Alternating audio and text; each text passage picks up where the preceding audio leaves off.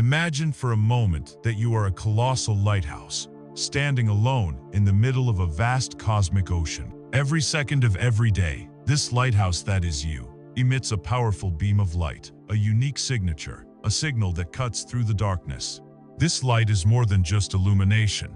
It is a call, an invitation, an unseen frequency that is constantly beckoning ships, opportunities, and even the corresponding storms to your shores. Have you ever paused, truly paused, and asked yourself the most fundamental question of all? What kind of light is my lighthouse sending out into the universe? For many of us, life doesn't feel like we are the lighthouse. It feels as though we are a tiny drifting boat, tossed about by the relentless waves of circumstance. We experience repeating cycles. We meet the same type of people. We face the same kinds of challenges. And we wonder why our existence seems stuck in a pre-written script we never agreed to read. We blame fate. We blame others.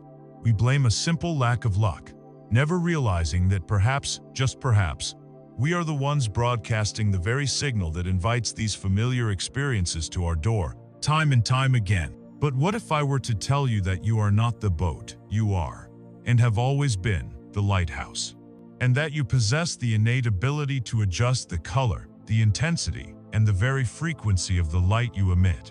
This is not a fanciful new idea. It is an ancient, resonant truth, one that has been whispered through the ages in esoteric texts and profound spiritual philosophies. It is the law of vibration. Our journey together, starting now, is to explore the intricate design of your personal energy field, to understand the signals you are broadcasting, and to learn how to become a master frequency tuner, so that you can begin to transmit the precise signal that calls forth the reality you truly, deeply desire to live.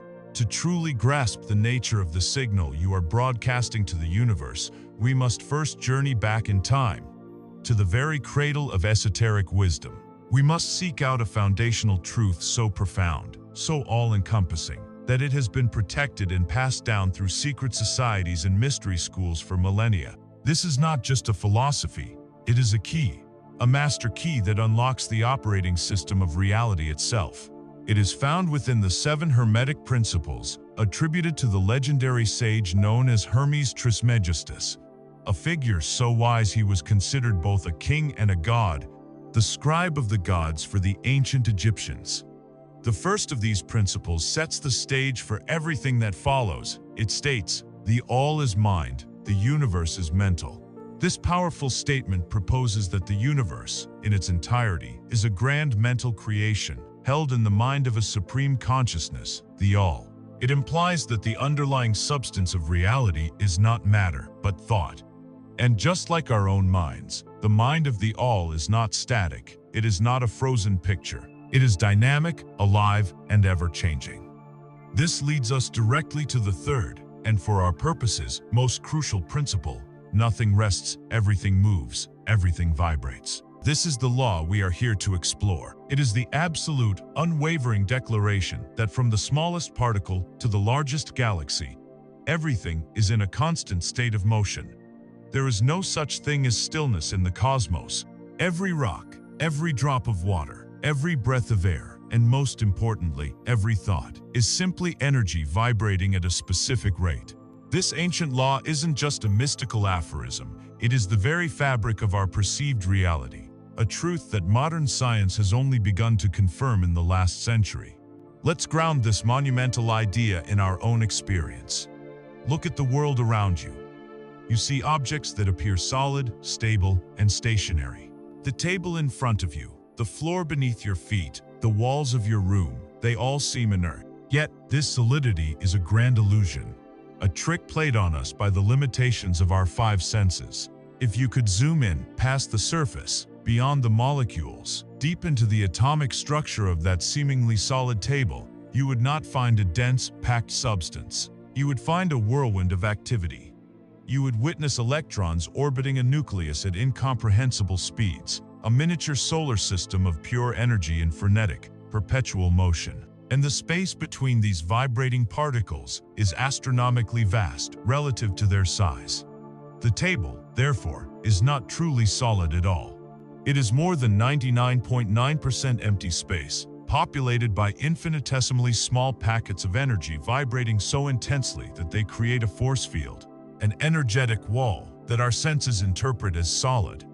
This same principle applies to everything. The difference between a block of ice, a pool of liquid water, and a cloud of steam is not a difference in their essential nature. They are all H2O. The only difference is their rate of vibration. In ice, the molecules vibrate slowly, locking them into a rigid crystalline structure. As you add energy, in the form of heat, their vibration increases, they break free and flow as liquid. Add more energy, and they vibrate so rapidly they disperse into the air as steam. This simple analogy is a key to understanding the entire universe. All of reality is a spectrum of vibration. The only difference between a rock and a thought, between a planet and a feeling, is its frequency, its unique rate of vibration along this infinite scale. Let us now explore this spectrum. At the lowest, slowest end, we have what we call dense matter. This includes the mineral kingdom, rocks, metals, the very earth itself. Their vibrational rate is so slow and condensed that they manifest as the most solid and tangible forms in our reality. Moving up the scale, we find the plant kingdom. A flower or a tree has a higher, more complex vibrational signature than a stone. It is alive, it grows, it interacts with its environment in a more dynamic way. Its energy is less dense, more refined. Further up is the animal kingdom, possessing an even higher frequency, capable of movement, emotion, and a more complex consciousness. And then we arrive at the human being, a marvel of vibrational complexity. We are a composite of all these lower frequencies in our physical body. Our bones like minerals, our life force like plants, our instincts like animals. But we also have access to the highest octaves of vibration available in the physical realm. These are the vibrations of the non-physical, the unseen forces that truly govern our existence, thoughts, feelings, and intentions. It is a common mistake to believe that what is subtle is also weak. The opposite is true. The higher and more refined the frequency, the more potent and pervasive its power. A rock can sit for 1,000 years, but a single thought can build an empire that spans the globe. A mountain can block a road, but a single feeling of unconditional love can heal a broken heart and transform a life. Your thoughts and feelings are the highest, fastest, and most creative frequencies you can wield. They are the tools of creation, the very substance of the mental universe, and they are constantly radiating from you, shaping the world you experience. With this understanding, we can begin to see the universe in a new light. It is not a silent, mechanical, empty void. It is a living, breathing, vibrant symphony of existence. Imagine it, a grand cosmic orchestra playing a composition of infinite complexity and beauty. Each galaxy is a string section, its spiraling arms humming a deep, resonant bass note across eons. Each star is a brass instrument, blaring its fiery, life-giving tone into the surrounding space. Each planet is a woodwind, playing its own unique melody as it dances in orbit. And you are not merely a member of the audience, you are an instrument in this divine orchestra. Your physical body is its own ensemble, a symphony of trillions of cells, each one vibrating in harmony to sustain your life. Your thoughts are the fluttering, complex melodies played over this rhythm. Sometimes they are clear, beautiful, and harmonious. Other times they are chaotic, repetitive, and dissonant. Your emotions are the powerful dynamics of the piece, the swelling crescendos of joy and love, and the quiet, sorrowful diminuendos of sadness and fear. The universe is not judging the music you play. It simply listens, and through the law of resonance, it reflects your melody back to you. The fundamental question then becomes, are you a conscious conductor of your own inner orchestra, choosing the notes and directing the flow of your music? Or are you allowing your instrument to be played by the chaotic noise of external events, reacting with dissonant chords and haphazard rhythms? This idea of a vibrating, musical universe is not new. It finds one of its most beautiful expressions in the teachings of the ancient Greek philosopher and mystic, Pythagoras. We know him from the geometric theorem taught in schools, but his true passion was the hidden nature of reality. Pythagoras and his followers believed that the universe was constructed and governed by the laws of harmony and number. He taught that the distances between the planets and the sun corresponded to specific musical intervals.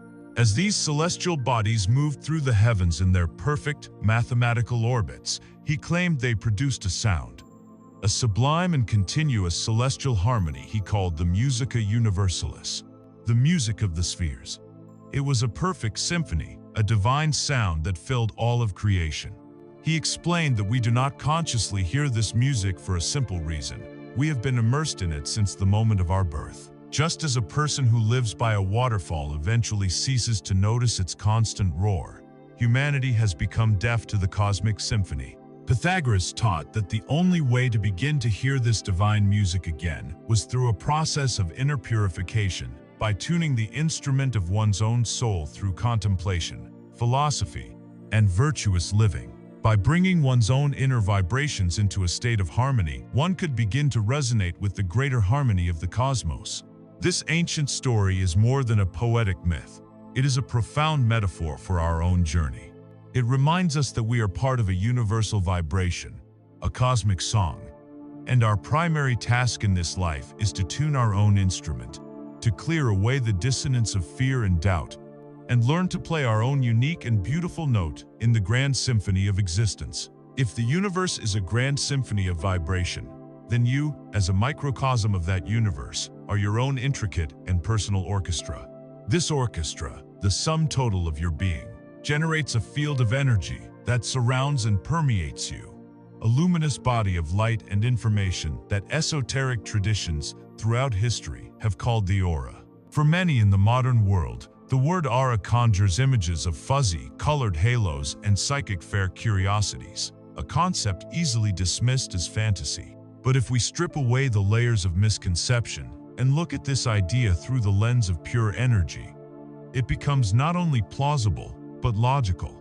We must begin by acknowledging the undeniable electrical nature of our own bodies. Your brain and nervous system are a master network, firing billions of electrical impulses every second to coordinate every function, from breathing to thinking.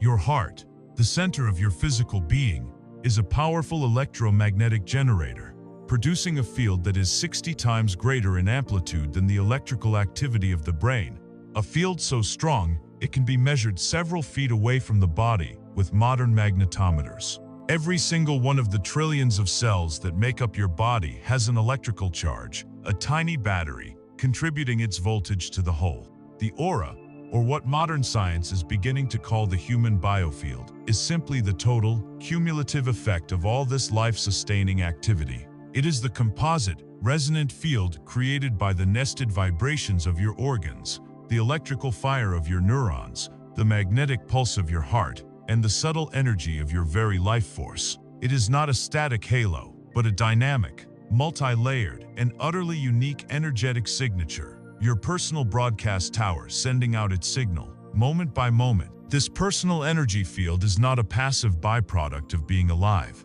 It is an active, living record of who you are, written in the language of frequency. It is constantly being shaped and colored by the primary creative forces you wield, your thoughts and your emotions. Let's break down the ingredients that create your unique vibrational signature. At the most fundamental level is the vibration of your physical body. The state of your health, your diet, your level of fitness, all contribute to a base frequency. A body that is vibrant, nourished, and full of life force radiates a clear, strong energy. A body that is tired, ill, or filled with toxins will have a dense, sluggish, and incoherent vibration. This is the foundation upon which the more subtle energies are built. Layered upon this physical foundation is the emotional body, perhaps the most volatile and visible aspect of our aura. Emotions are quite literally energy in motion, or emotion. They are powerful surges of frequency that flood our system and radiate outwards, dramatically and instantly altering the quality of our energy field. Think of the last time you felt pure, uninhibited joy. It was an expansive feeling, a lightness, a warmth that seemed to radiate from your chest. In that moment, your aura was literally expanding, becoming brighter, more vibrant, broadcasting a high-frequency signal of love and happiness. Now, recall a moment of intense fear or anger. It was a contracting feeling, a coldness, a tightening in your gut or chest. In that state, your aura was shrinking, becoming dense, murky, and distorted, broadcasting a low-frequency signal of survival and threat. Above the fluid, ever-changing world of emotions lies the mental body, the layer of your aura shaped by your thoughts, beliefs, and ingrained mental pattern. Just as we discussed that every thought is a vibration, the quality and consistency of your thoughts create the dominant structure of your mental field. If your mind is a chaotic storm of anxious, scattered, and repetitive negative thoughts, your mental field will reflect this as a kind of static, a chaotic mess of conflicting frequencies that weakens your overall signal. Conversely, a mind that is trained to be focused, calm, and positive creates a coherent, stable, and powerful pattern in the aura. Your deeply held beliefs, the thoughts you have thought over and over again until they have become your truth, form the very architecture of this field. A belief like "I am not worthy" is not just a passing idea, it becomes a standing wave. A persistent low-frequency pattern embedded in your energy field that constantly broadcasts a signal of unworthiness to the universe. Finally, at the most subtle level, is the spiritual body, the outermost layer that connects you to your higher self and the universal mind. It is the part of you that holds the blueprint of your soul's purpose, and its health is determined by your sense of connection, your capacity for love, and your alignment with your deepest truth. All these layers, the physical, emotional, mental, and spiritual, are not neatly stacked like pancakes. They are completely interwoven, each one influencing all the others in a constant, dynamic dance that creates your overall frequency. A negative thought triggers a difficult emotion, which in turn causes the physical body to produce stress hormones, and this entire complex chain reaction is what you broadcast as your signal. This intricate energy field serves two critical functions. It is both a transmitter and a receiver. Its primary role is that of a transmitter, your personal broadcast tower. Everything we have just discussed, the health of your body, the state of your emotions, the quality of your thoughts, all combine to create a singular, unique vibrational message that you are sending out into the symphony of the universe, 24 hours a day. This signal is the primary mechanism behind the law of attraction. The universe, through the law of resonance, does not respond to your fleeting wishes or desperate pleas. It responds to the consistent, dominant frequency of your broadcast. Your aura is your truth, and it is this truth that calls forth matching experiences, people, and situations into your life. But your aura is also a receiver. It is your first line of defense, your spiritual immune system. It is the boundary where your personal energy meets the energy of the outside world. When your aura is strong, vibrant, and coherent, it acts as a protective shield. It can deflect or filter out dissonant or negative energies from other people, crowded places, or stressful environments, allowing you to maintain your own state of equilibrium. However, when your aura is weak, damaged, or porous, perhaps due to illness, emotional trauma, or chronic negativity, you become energetically vulnerable. You may find yourself easily drained by others, absorbing their moods and anxieties as if they were your own. This is a particularly common experience for empaths, whose naturally sensitive energy fields can become overwhelmed if not consciously managed and protected. Understanding your aura is understanding the invisible membrane through which you experience all of reality. This knowledge of a perceivable human energy field is not a modern invention. It is an ancient science, meticulously explored by the rishis, the enlightened sages of ancient India. In stories passed down through Vedic tradition, these were men who spent decades in deep meditation, living in secluded forests and caves. Through their profound mastery of inner stillness, they cultivated heightened states of perception, developing what are known as siddhis, or spiritual powers. One of the most fundamental of these siddhis was the ability to directly perceive the subtle energy bodies of all living things. For a rishi, reading a person's aura was not a parlor trick. It was a form of profound diagnosis. They could see the flow of prana, or life force energy, moving through the body's energy channels, which they called nadis. They could identify blockages, areas of stagnation, or energetic leaks that were the root cause of physical illness, long before any symptoms manifested in the body. They could perceive the colors and textures of the emotional body, instantly knowing if a person was consumed by anger, grief, or love. They could read the patterns of the mental body, discerning the quality of a person's thoughts and the nature of their beliefs. This ancient practice reveals that the aura was seen not as something magical or supernatural, but as a tangible, readable field of information that held the complete story of a person's well-being on every level. It confirms that we are more than just our physical bodies. We are luminous beings of light, constantly creating and recreating our personal reality through the energy we radiate. This energy field, your aura, is your personal broadcast tower. And learning to consciously manage its signal is the first and most vital step toward becoming the deliberate creator of your life. Having established that you are a living broadcast tower, a being of light radiating a personal energy field, we now arrive at the control room of this entire operation. We must ask the essential question: who or what is choosing the signal being sent? What is the force that directs the symphony, that colors the aura, that determines the frequency of your broadcast? The answer is both beautifully simple and profoundly powerful. It is your consciousness. It is your thought. The greatest and most misunderstood secret of existence is that the act of thinking is not a passive, private, or inconsequential activity. It is an act of creation. Every single thought that arises in your mind is a tangible pulse of energy, a distinct and measurable vibration. When you think, neurons fire in your brain, creating a minute electrical charge that ripples through your nervous system and radiates outwards from you. This is not a metaphor. It is a biological and energetic fact. Your mind is constantly producing these thought forms, creating a kind of thought atmosphere that surrounds you, an integral part of your aura. You can imagine the universal field of consciousness, the mind of the all, as a vast, placid cosmic pond. Every thought you have is like a small pebble dropped into this pond. It creates ripples, waves of energy that travel outwards, interacting with all the other ripples, all the other thoughts, from everyone and everything. Some thoughts are like tiny pebbles, creating only a faint, fleeting disturbance. But others, those charged with intense emotion and repetition, are like massive boulders, creating powerful waves that profoundly shape the energetic landscape around you. The first step in becoming a conscious creator is to fully accept this truth, to move from seeing yourself as a mere thinker of thoughts to understanding yourself as a generator of worlds.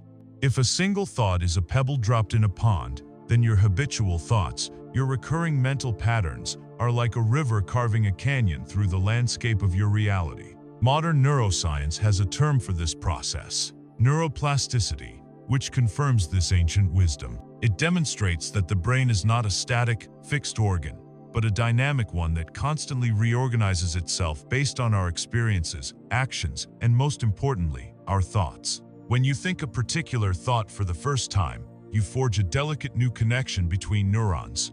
It's like taking the first step into a dense, untamed forest. It's difficult, and the path is barely there.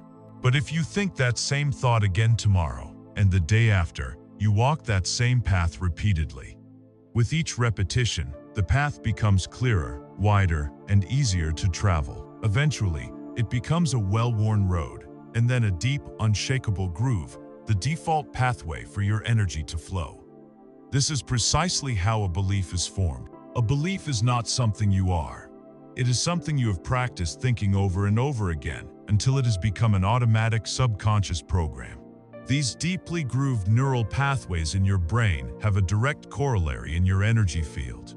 They create dominant, stable frequencies that become the foundational signature of your aura.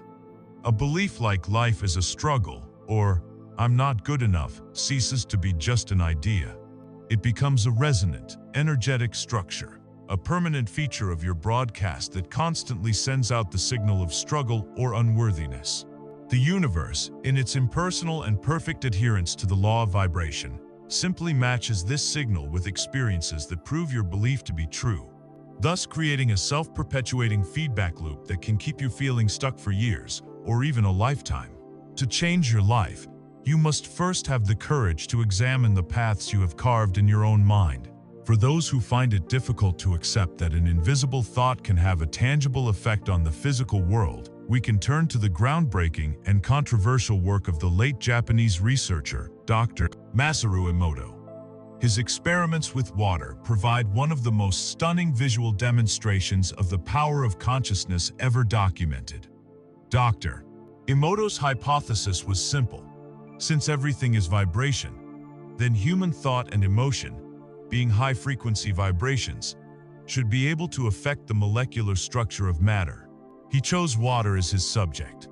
His team would take samples of distilled water and expose them to a variety of different stimuli. They would tape words onto the vials, words like love, thank you, and peace. On other vials, they taped negative words and phrases like, I hate you, or you fool. They played beautiful classical music to some samples, and aggressive, heavy metal music to others. They even had groups of people project focused thoughts and prayers of gratitude towards certain samples. Afterwards, they would flash freeze tiny droplets from each sample and photograph the resulting ice crystals under a microscope. The results were breathtaking and consistent. The water that had been exposed to positive, loving, and harmonious vibrations formed magnificent, intricate, and perfectly symmetrical hexagonal crystals, like the most beautiful snowflakes you could ever imagine. The water that had been exposed to negative, hateful, and chaotic vibrations, however, formed distorted, incomplete, and ugly amorphous blobs, or failed to form any crystalline structure at all. His work presents us with an unavoidable and deeply personal question. If our thoughts, words, and feelings can do this to a vial of water in a laboratory, what are our constant, habitual thoughts doing to the health and structure of our own bodies, which are comprised of nearly 70% water? You are the vessel, and your consciousness is the prayer, or the curse, that is shaping your very cells every moment of every day. This idea of consciousness affecting reality is not confined to the realm of spiritual research. It echoes in the most perplexing and mind-bending discoveries of modern science, particularly in the strange world of quantum physics. Here we find a principle known as the observer effect, most famously demonstrated in the double-slit experiment. In the simplest terms, when scientists shoot tiny particles, like electrons, at a screen with two slits in it, and they don't watch to see what happens, the electrons behave like a wave of pure potential. They seem to pass through both slits simultaneously and create an interference pattern on the other side, a pattern that is characteristic of waves. But here is where it becomes bizarre. The very moment scientists set up a detector to observe which slit the electron goes through, its behavior fundamentally changes. The act of observation, the act of conscious measurement, forces the electron to make a choice. It collapses from an infinite wave of possibilities into a single, indefinite particle that passes through only one slit, and the wave pattern disappears. This experiment reveals a profound mystery at the heart of reality. The universe seems to behave differently when we are looking at it. Consciousness is not a passive observer of the cosmic show. It appears to be an active participant in creating it. We can draw a powerful parallel to our own lives. The quantum field around us is a sea of infinite potential, a wave of all possibilities. Your focused attention, your conscious thought, acts as the observer in the experiment of your life. By consistently placing your focus, your energy, and your belief on a particular outcome, whether it be sickness or health, poverty or abundance, you are helping to collapse that infinite wave of potential into the specific, tangible particle of your experience. You are, in a very real sense, choosing your reality from an infinite menu of possibilities by where you decide to place your attention. To bring this entire concept into sharp, practical focus, let us end with a simple but profound ancient parable, the story of the two masons. A traveler journeying through a foreign land came upon two men working in a quarry, both chipping away at large blocks of stone under the hot sun. The traveler approached the first mason, who looked miserable. His shoulders were slumped, his face was etched with fatigue, and his movements were heavy and resentful. "My good man," the traveler asked, "what is it that you are doing?" The mason spat on the ground, scowling. "What does it look like I'm doing?" he grumbled. "I'm chipping away at this cursed heavy rock. It's backbreaking, thankless labor." I do it all day just to earn a few coins to feed my family. It's a miserable existence." The traveler nodded and moved on to the second mason, who was just a few feet away. This man was also sweating under the same sun, working with the same kind of stone. But his entire demeanor was different. He was humming a cheerful tune, and his hammer blows were precise, rhythmic, and seemed to be filled with energy. "And you, sir?" the traveler asked. "What is it that you are doing?" The second mason stopped, looked up with eyes that shone with light and purpose, and a wide smile spread across his face. "I," he said with pride, "am building a great cathedral.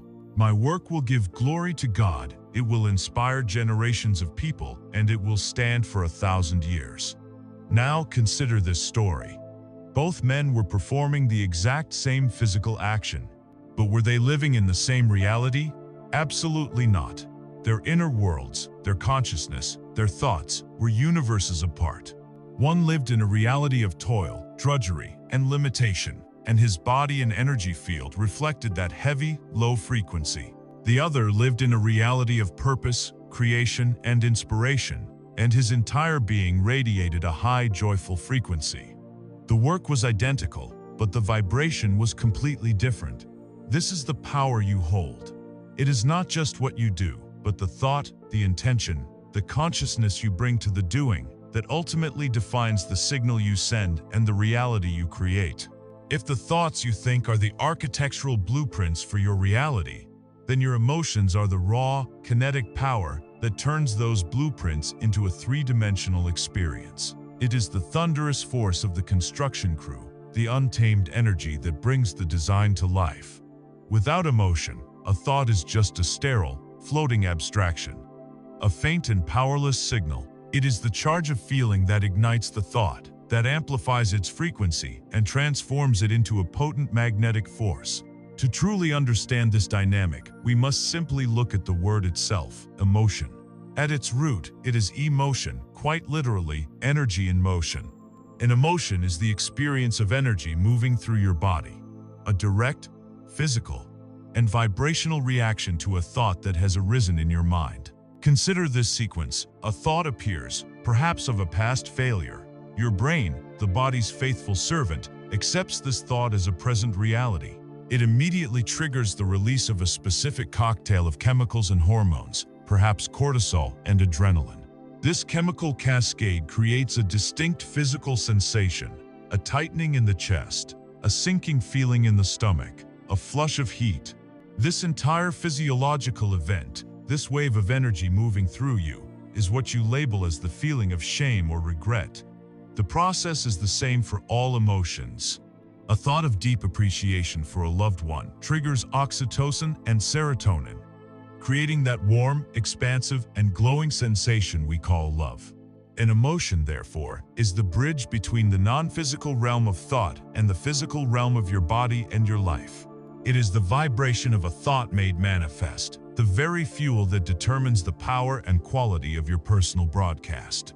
This is why simply thinking positive thoughts on an intellectual level often fails to produce results.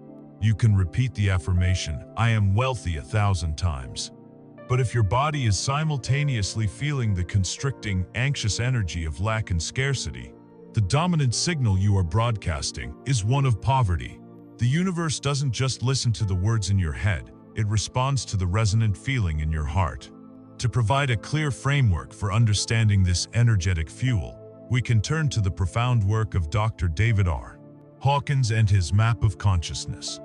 Through decades of research, Hawkins created a logarithmic scale from 1 to 1,000, charting the vibrational frequency of different levels of human consciousness, each one defined by a core dominant emotion. This map serves as a vibrational GPS, allowing us to identify our current energetic location and see the pathways to higher states.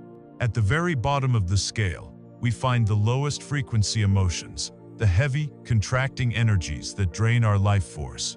These are states like shame, which calibrates at 20 and is perilously close to death. It is the feeling of worthlessness and humiliation. Above that is guilt at 30, with its energy of blame and self-recrimination. Then comes apathy at 50, the state of utter hopelessness and victimhood. Moving up, We find grief at 75, the energy of sadness and loss, and then fear at 100, which manifests as anxiety and a constant perception of threat in the world. Living predominantly in these states is like trying to drive a car with the emergency brake on and a tank full of sludge. Your energy is contracted, your broadcast is weak and dissonant, and you naturally attract circumstances that validate these very feelings. The critical turning point on the map is the level of courage, which calibrates at 200. Courage is the first expansive energy. It is not the absence of fear, but the willingness to feel fear and act anyway. It is the moment you decide to take responsibility for your life, the moment you move from being a victim to being the creator. From this point on, the frequencies begin to elevate and expand. Above courage is neutrality at 250, a state of flexibility and non-judgment. Then willingness at 310, characterized by optimism and a desire to contribute. Then comes reason at 400, the energy of science, understanding, and logic. But the truly transformative leaps occur when we move into the frequencies of the heart. Love calibrates at 500. This isn't the romantic, possessive love of popular culture, but unconditional love, an attitude of reverence and forgiveness for all of life. Its energy is expansive and healing. Above this is joy, at 540, a state of unshakable inner serenity and completeness that comes from within, regardless of outer circumstances. And at the top of the scale are peace at 600 and finally enlightenment from 700 to 1000, states of pure bliss and non-dualistic consciousness. The purpose of this map is not to judge ourselves for experiencing lower emotions, but to understand them as vibrational states. It shows us that a feeling of anger, for example, while still a low frequency, has more energy and power than apathy. It can be the fuel that moves a person out of hopelessness and into action. This map is a guide for our journey, showing us the ladder of frequencies we can choose to climb, one conscious thought and feeling at a time. With this understanding of emotion as a spectrum of vibrational fuel, we can now see its role as the ultimate amplifier for our thoughts. Imagine your thought as a single, tiny light bulb, emitting a faint glow. On its own, its influence is minimal. But an emotion is like a massive power generator. When you connect that light bulb of a thought to the generator of a powerful emotion, its light becomes blindingly intense. It becomes a laser. A scattered, unfocused thought like, "It would be nice to have more money," is a weak signal. But the thought, "I am so grateful for the abundance flowing into my life," when combined with the genuine, heartfelt, expansive feeling of gratitude, becomes a powerful, coherent laser beam of intention. This beam cuts through the static of the quantum field and sends a clear, undeniable magnetic signal to the universe. This is precisely why worrying is so tragically effective at creating what we don't want. Worrying is not a passive activity. It is a powerful spiritual practice for manifesting negativity. It is the act of holding a clear image in your mind of what you fear, and then charging that image with the intense, contracting, and powerful emotional fuel of fear. You are using the laser of your consciousness to create the very thing you are trying to avoid. The reverse, of course, is also true. The practice of feeling gratitude, of cultivating love, of generating joy, is the act of consciously charging your desired reality with the most powerful, high-frequency fuel in the universe. Your emotions are the magnetic component of your broadcast. They are what gives your signal the stickiness that draws matching experiences from the field of potential and into your life. This raises a crucial point that is often misunderstood in spiritual circles. The goal is not to suppress negative emotions or to pretend you don't feel them. This is spiritual bypassing, and it is incredibly harmful. An emotion is energy in motion, and that energy must be allowed to move. To suppress an emotion, to push down your anger, to ignore your sadness, is like trying to hold a beach ball underwater. It takes immense effort, and eventually, it will burst to the surface with even greater, uncontrolled force. Suppressed energy doesn't just vanish. It becomes trapped in your energy field, creating stagnant pools and dense knots that can lead to chronic anxiety, depression, and even physical disease. The healthy and powerful approach is to become a sacred witness to your emotions. It is to cultivate the ability to allow that energy to move through you without becoming identified with it. When anger arises, you do not say, "I am angry." Instead, you observe, "Ah, this is the feeling of anger moving through me." You feel its heat, its location in your body, its texture, without judgment. You breathe into it. You give it permission to exist, to flow, and to complete its cycle. Like a storm cloud passing through the vast open sky of your awareness, it will eventually dissipate if you simply let it be. True emotional mastery is not the absence of storms, but the realization that you are the sky, not the storm. You are the vast, silent awareness in which all emotions can arise and pass away without ever harming your true nature. To anchor this understanding deep within our hearts, we can turn to a timeless piece of wisdom from the Cherokee people, the legend of the two wolves.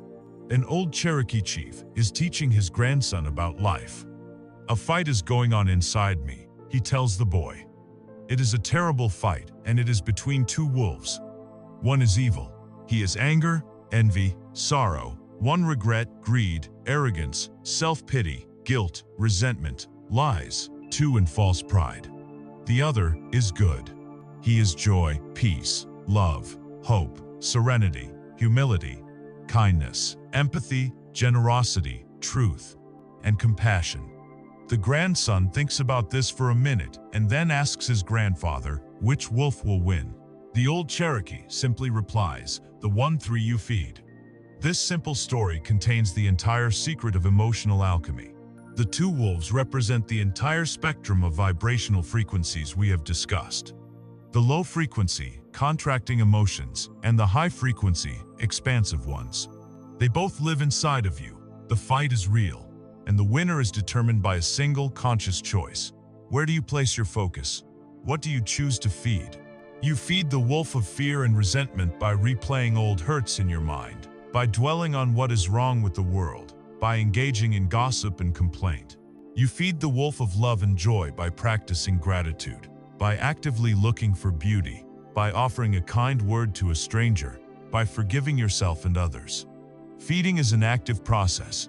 It is the conscious cultivation of the emotional states you wish to experience. Your emotions are the fuel, and you are the one who chooses every day which wolf you will nourish, and therefore, which frequency you will broadcast to the world. As we stand within the control room of our being, aware of our thoughts as the blueprint and our emotions as the fuel, we are now ready to understand the universal mechanism that responds to our broadcast. This mechanism is governed by one of the most famous, and yet most misunderstood, spiritual principles of our time, the law of attraction. To truly grasp its power, we must first position it correctly.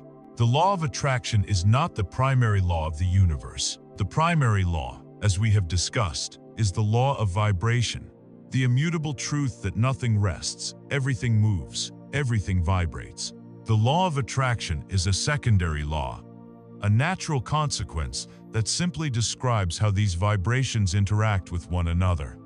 Its core tenet is elegantly simple: that which is like unto itself is drawn. In other words, like attracts like. This is not a mystical wish, but a principle of cosmic resonance. Imagine you have two identical tuning forks, both crafted to resonate at the note of middle C. If you place them on a table and strike one of them, sending its tines into a rapid vibration, a fascinating thing happens. The second tuning fork, untouched, will begin to hum with the very same frequency. It begins to vibrate sympathetically. Now, if you place a third tuning fork on the table, one tuned to the note of F sharp, and you strike the middle C fork again, the F sharp fork will remain perfectly silent and still. It is not a vibrational match, and therefore, it cannot respond. This is not magic, it is physics. The law of attraction operates on this exact same principle of sympathetic resonance. Your personal energy field, the sum total of your dominant thoughts and feelings, is the tuning fork you are constantly striking, sending your unique note out into the universe.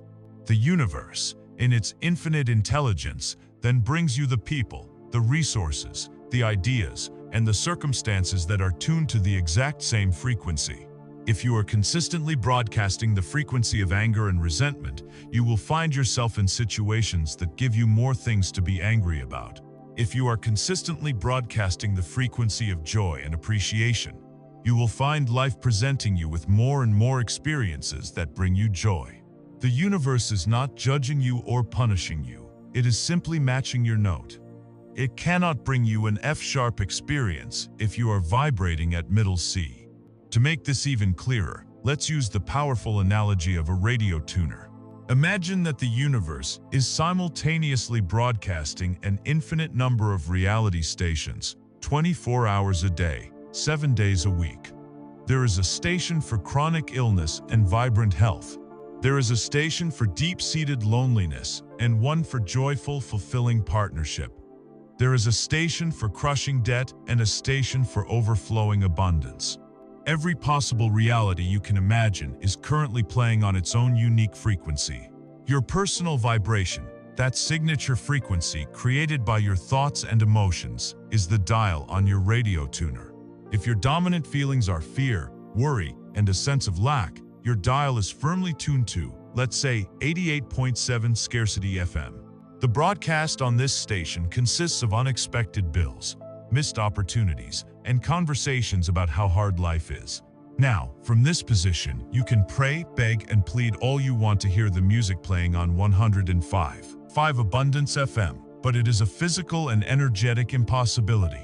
You cannot hear the 105.5 broadcast when your receiver is tuned to 88.7. It's not that the Abundance station doesn't exist. It's not that the universe is withholding it from you. It's simply that you are not on the correct wavelength to perceive it. The work of conscious creation is not to shout at the radio, demanding that it play a different song. The work is to consciously and deliberately reach out, take hold of your own tuner, and begin the process of turning the dial. You do this by choosing different thoughts and cultivating different feelings, thereby changing your own frequency until you become a vibrational match for the reality you wish to experience. This leads us to one of the most subtle and crucial distinctions in understanding manifestation. The universe does not respond to what you want. It responds to who you are being, vibrationally. It is not a cosmic catalog from which you order your desires. It is a cosmic mirror that flawlessly reflects your state of being back to you. The very act of wanting something often originates from a place of not having it. The energy of wanting is rooted in lack. When you desperately say, "I want more money," the powerful emotional charge behind that statement is often, "I do not have enough money." You are essentially vibrating at the frequency of lack of money. You are screaming the note of lack into the resonant chamber of the universe, and the universe, obeying the law perfectly, reflects back more experiences of lack to match your broadcast. The true secret to conscious creation is to shift your state from one of wanting to one of being. The goal is to embody the feeling state of your desire before it appears in your physical reality. It is to generate the frequency of the reality you choose. If you desire to attract a loving partner, you must first become a source of love yourself. You must tune yourself to the frequency of love, wholeness, and joy, so that you are a vibrational match for a partner who also embodies those qualities. If you desire wealth, you must tune yourself to the frequency of abundance, gratitude, and generosity, even before the money arrives. This is the true meaning behind the phrase, "act as if." It is not about pretending or being delusional. It is an act of profound energetic discipline, the process of generating the feeling of your wish fulfilled, and living from that feeling state, making you an irresistible magnet for its physical counterpart. This deeper understanding helps us to clear away the simplistic and often damaging misconceptions that have grown up around the law of attraction. It is not, and has never been, about simply thinking positive thoughts while ignoring the reality of your life. It is not about pasting a fake smile on your face and suppressing all negative emotion. That is a recipe for energetic and psychological disaster. The true application of this law requires a radical and courageous honesty with yourself about your actual vibration. It requires you to acknowledge the negative thought patterns, to feel the suppressed emotions, and to identify the limiting subconscious beliefs that are truly running your broadcast. Effortless manifestation occurs when there is a complete alignment of all aspects of your being.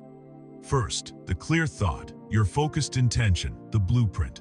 Second, the powerful emotion, the fuel of love and gratitude that energizes the blueprint. Third, the supportive belief, the subconscious programming that knows you are worthy and capable of receiving your desire. And fourth, the inspired action, the intuitive nudges you follow not from a place of desperate striving, but from a place of joyful alignment. When these four elements are in harmony, you become a coherent and powerful broadcasting tower, and the universe responds with speed and grace. But when they are in conflict, when you are thinking a positive thought but feeling a negative emotion while holding a contradictory subconscious belief, your signal is chaotic and staticky, and the results you get in your life will be confusing, mixed, or non-existent. Let us illustrate this with a simple, modern parable. Consider two women, both with the sincere desire to start a successful online business. The first woman, let's call her Anna, approaches it with a misunderstanding of the law. She writes affirmations, "My business is a massive success." But as she writes them, she feels the gnawing emotion of fear and doubt. Her subconscious belief, programmed from childhood, is, "I'm not smart enough to succeed." She takes frantic, desperate action, working 18 hours a day from a place of anxiety, trying to force success into existence. Her broadcast is a chaotic mess of conflicting frequencies, a weak thought of success being drowned out by a powerful feeling of fear and a deep belief in her own inadequacy. Her results are predictably frustrating. She struggles to find clients and is constantly on the verge of burnout. The second woman, Maria, approaches it with a deeper understanding. She sets the same clear intention, but then she does the inner work. She acknowledges her fear, allows herself to feel it, and works to uncover and reprogram her limiting belief about not being smart enough. Her primary focus is on cultivating the feeling of being a successful, fulfilled business owner. She takes time for joy and self-care, trusting that her well-being is the most important part of her business plan. She takes action only when it feels inspired and aligned, not forced. Her broadcast is a coherent, powerful signal of joyful, confident, successful service. As a result, she attracts ideal clients with ease, creative ideas flow to her, and her business grows in a way that feels organic and effortless. Both women wanted the same thing, but only the one who aligned her entire being with the frequency of her desire was able to receive it. That is the true art and science of the law of attraction. Many who first encounter the law of attraction approach it with sincere enthusiasm. They create vision boards, they recite affirmations, they try to think positive thoughts, yet they are met with a frustrating silence. Their external reality remains stubbornly unchanged, and they are left feeling disappointed, disillusioned, or worse, feeling as though they are somehow flawed or broken. They ask the painful question, "Why isn't it working for me?" The answer to this question lies deep beneath the surface of our conscious awareness. It lies in the vast, powerful, and hidden domain of the subconscious mind. To understand its influence, we must use the classic and perfect metaphor of an iceberg. Imagine a colossal iceberg floating in the cold, dark sea. The small portion you see above the water, perhaps only 5 to 10% of its total mass, represents your conscious mind. This is the part of you that you identify as you. It is the home of your willpower, your logic, your reasoning, and your short-term memory. It is the goal setter, the analyst, the captain standing on the bridge of the ship, looking out at the horizon and deciding on a destination. Now, consider the colossal, unseen mass of ice beneath the waves, the 90 to 95% that holds the true power and momentum. This is your subconscious mind. It is a vast and mysterious realm that operates completely outside of your conscious awareness. It is the silent, tireless engine room of your being. Your subconscious mind regulates your heartbeat, digests your food, and orchestrates the trillions of cellular processes that keep you alive, all without any conscious effort from you. It is a massive database that has stored every single experience you have ever had, every sight you've ever seen, every word you've ever heard. It is the seat of your emotions, your habits, your ingrained reactions, and most critically, it is the home of your fundamental beliefs about yourself and about life. And here is the crucial truth. The direction of the iceberg is not ultimately determined by the captain on the bridge giving orders. It is determined by the deep, powerful ocean currents pushing against the massive hidden base.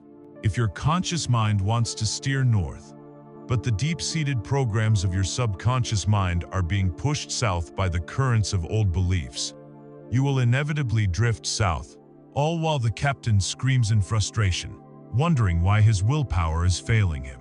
To change your life, you cannot simply shout new orders from the bridge.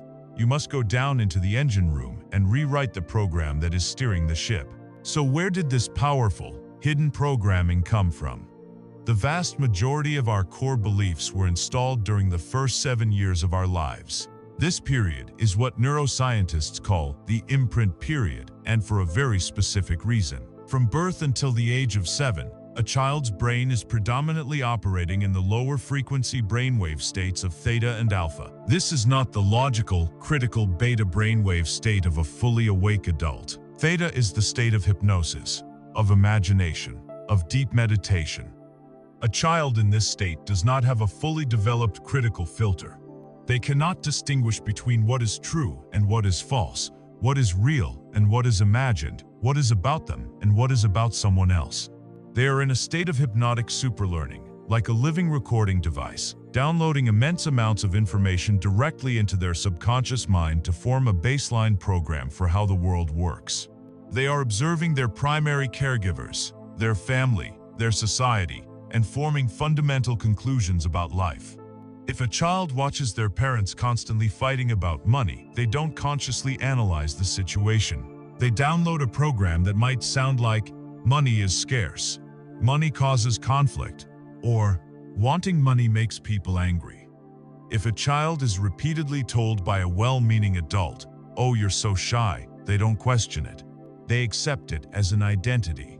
The program, "I am shy," is installed.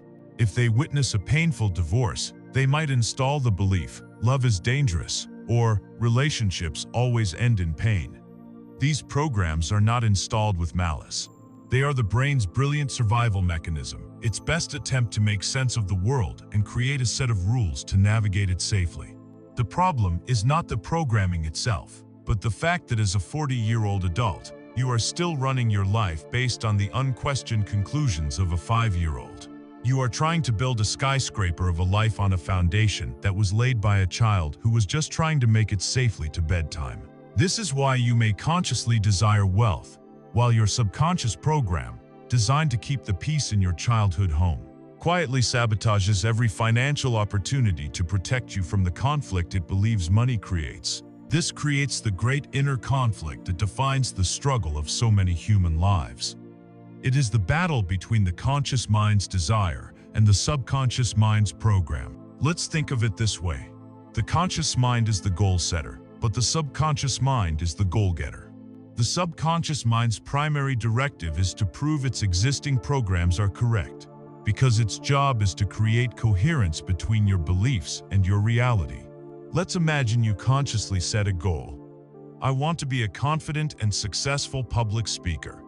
This is the 5% of your mind setting an intention.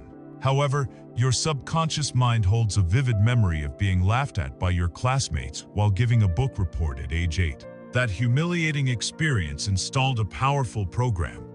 It is not safe to be visible. Being the center of attention leads to pain and rejection.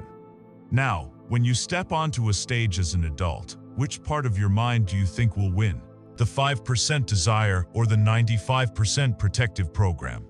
The subconscious will always win. It will flood your body with cortisol, tighten your throat, make your palms sweat, and blank your mind, all in a brilliant, misguided attempt to get you off that stage and back to safety, to protect you from repeating that original trauma. This is the root of self-sabotage. It is not a character flaw. It is a programming conflict. You consciously want love, but your subconscious program says, "I am unlovable." You consciously want to be healthy, but your subconscious program believes, "I don't deserve to feel good." Until you make peace between these two warring parts of yourself, Your life will be a constant experience of taking one step forward with willpower and being dragged 2 steps back by your programming. The path to true freedom and lasting vibrational change, therefore, is not about developing more willpower to fight your subconscious mind. That is like trying to arm wrestle a giant. It is an exhausting and ultimately losing battle. The real work, the sacred work, is to become the programmer. It is to learn how to access this deep, powerful part of yourself, not as an enemy to be conquered, but as a frightened child to be understood, comforted, and given new, more empowering instructions. Lasting change requires bypassing the critical, analytical conscious mind and speaking directly to the subconscious in the language it understands, the language of feeling, imagery, and repetition, especially in those relaxed alpha and theta brainwave states where it is most receptive. This is the purpose of true meditation, self-hypnosis, and other deep healing modalities. They are not just for relaxation, they are for reprogramming. You are not eternally bound by the conclusions you drew as a child. You have the power to thank that old programming for protecting you, to release it from its duty, and to consciously install new beliefs that are in alignment with the magnificent adult you have become and the incredible life you now wish to create. To anchor this powerful truth, consider the well-known parable of the circus elephant. A visitor to the circus is astounded to see a massive, majestic elephant, a creature of immense power and strength, being held in place by nothing more than a small, flimsy rope tied from its leg to a simple wooden stake driven into the ground. The man is baffled. He asks the elephant's trainer, "Why doesn't this magnificent animal, which could uproot a tree, simply pull that tiny stake out of the ground and walk away?" The trainer smiles and explains, "When that elephant was just a baby, we used this very same rope and stake. At that time, it was more than strong enough to hold him.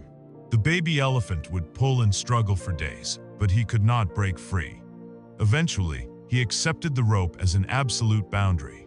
He learned and internalized the belief that he was not strong enough to escape it." The trainer continued, "Now, as a full-grown adult, his strength is 100 times what it was. He could snap that rope with a single, casual tug. But because of the belief locked in his mind from his past, he never even tries. We, as human beings, are just like that elephant. We are tied down by the flimsy ropes of limiting beliefs that were installed in us when we were small and seemingly powerless. We live our lives within the tiny circle defined by those old conclusions, completely unaware of the colossal, God-given strength we now possess to snap those ropes and walk in any direction we choose. Your work is to realize that the rope is an illusion. It is just a memory. Your freedom has been there all along, waiting for you to claim it. We have now ventured deep into the hidden architecture of our own minds, uncovering the subconscious programs and outdated beliefs that silently dictate the frequency of our broadcast. This naturally leads to a vital, practical question. If these powerful programs are, by definition, subconscious, how can we possibly know what they are? How can we diagnose the hidden software that is running our lives? The answer is at once profoundly simple and deeply confronting. The universe, in its infinite intelligence and compassion, provides us with a perfect, high-definition, moment-to-moment feedback system. This system is your life. Your external reality is a flawless, 360-degree mirror reflecting your internal reality. The people, the places, the conditions, and the events that show up in your experience are not random. They are a direct and precise reflection of your dominant vibrations, your core beliefs, and your unhealed emotional wounds. This principle of the mirror is not a poetic metaphor. It is a fundamental law of consciousness. The universe does not give you what you want. It gives you who you are being. The mirror has no agenda. It does not judge. It does not punish. Its only function is to reflect, with perfect, impersonal accuracy, the energy you are broadcasting. If you broadcast a frequency of chaos and inner conflict, the mirror of life will show you a chaotic and conflict-ridden reality. If you broadcast a clear, coherent frequency of love and inner peace, the mirror will reflect back a world filled with harmony and connection. For many, this is a difficult truth to accept, because it means we must take radical responsibility for every aspect of our lives. It is far easier to believe we are a victim of circumstance, a pawn in a game played by external forces. But this belief, while comforting in the short term, is the ultimate prison, for it renders us completely powerless. The moment you accept that your life is a mirror, you move from the position of the pawn to the position of the player.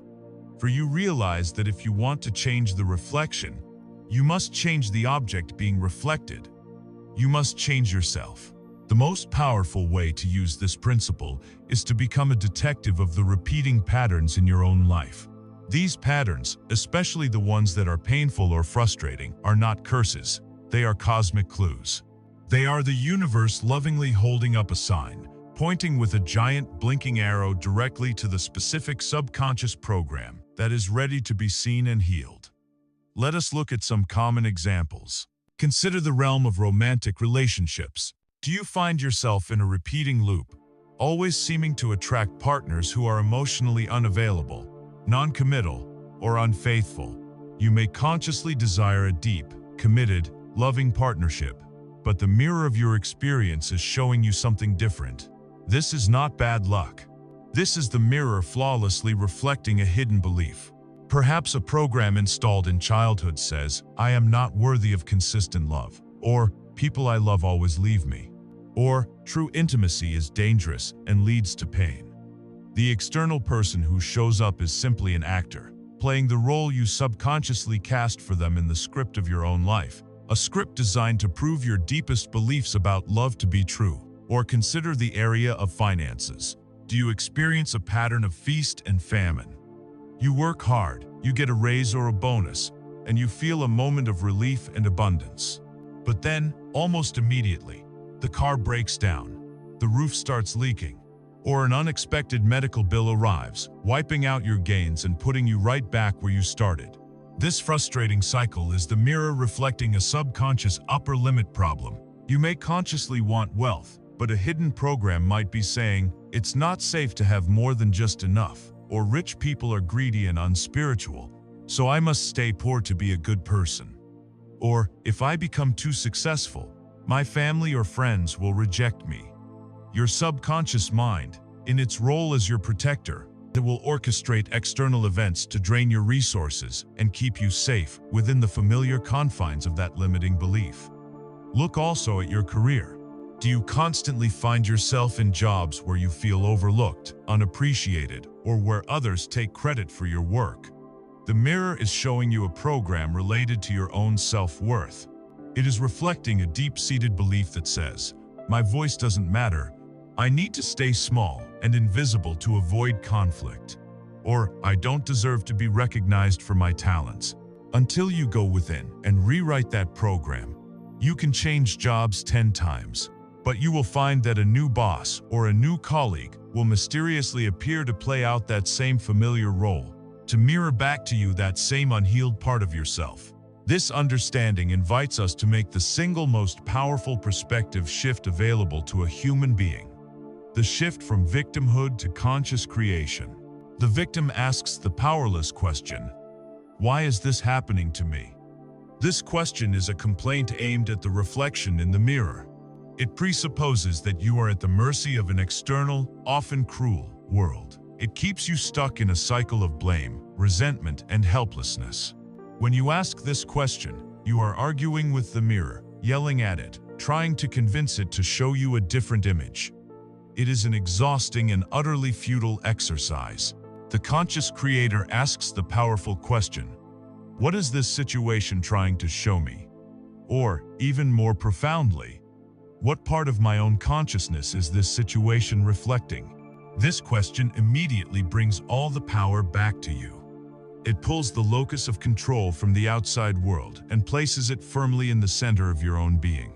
It transforms every challenge from a random, meaningless affliction into a personalized, valuable lesson. It reframes every difficult person from an antagonist into a spiritual teacher, a messenger sent to reveal a part of your own shadow. Every problem becomes a doorway. Every trigger becomes a treasure map pointing to the exact location of the buried gold. The limiting belief that, once unearthed and healed, will set you free. Let's return to the simple, physical mirror to make this abundantly clear. If you look into the mirror on your bathroom wall and see a smudge of chocolate on your cheek, what is your reaction? Do you become enraged at the mirror? Do you scream at it? Why are you doing this to me? I don't deserve this smudge. Do you try to wipe the chocolate off the surface of the glass? Or do you perhaps take a hammer and shatter the mirror in a fit of rage, hoping a new mirror will show you a clean face? Of course not. That would be the behavior of a lunatic. You instantly recognize that the mirror is simply a neutral messenger, a feedback mechanism. You understand that the smudge is on your own face. And so, you calmly reach for a washcloth, wipe the chocolate from your own skin, and when you look back, the reflection has changed. And yet, we engage in this exact form of insanity every single day of our lives. We yell at our partners, we blame our politicians, we resent our parents, we complain about the economy. We are screaming at the mirror, trying to scrub the reflection clean, all while refusing to even acknowledge the smudge on our own consciousness.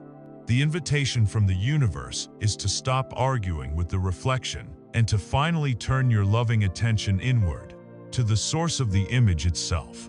The great 13th century Sufi mystic and poet Rumi encapsulated this entire principle in a single profound line. What you seek is seeking you. On the surface, this is a beautiful promise. If you are seeking love, love is also searching for you. If you are seeking abundance, abundance is on its way to you.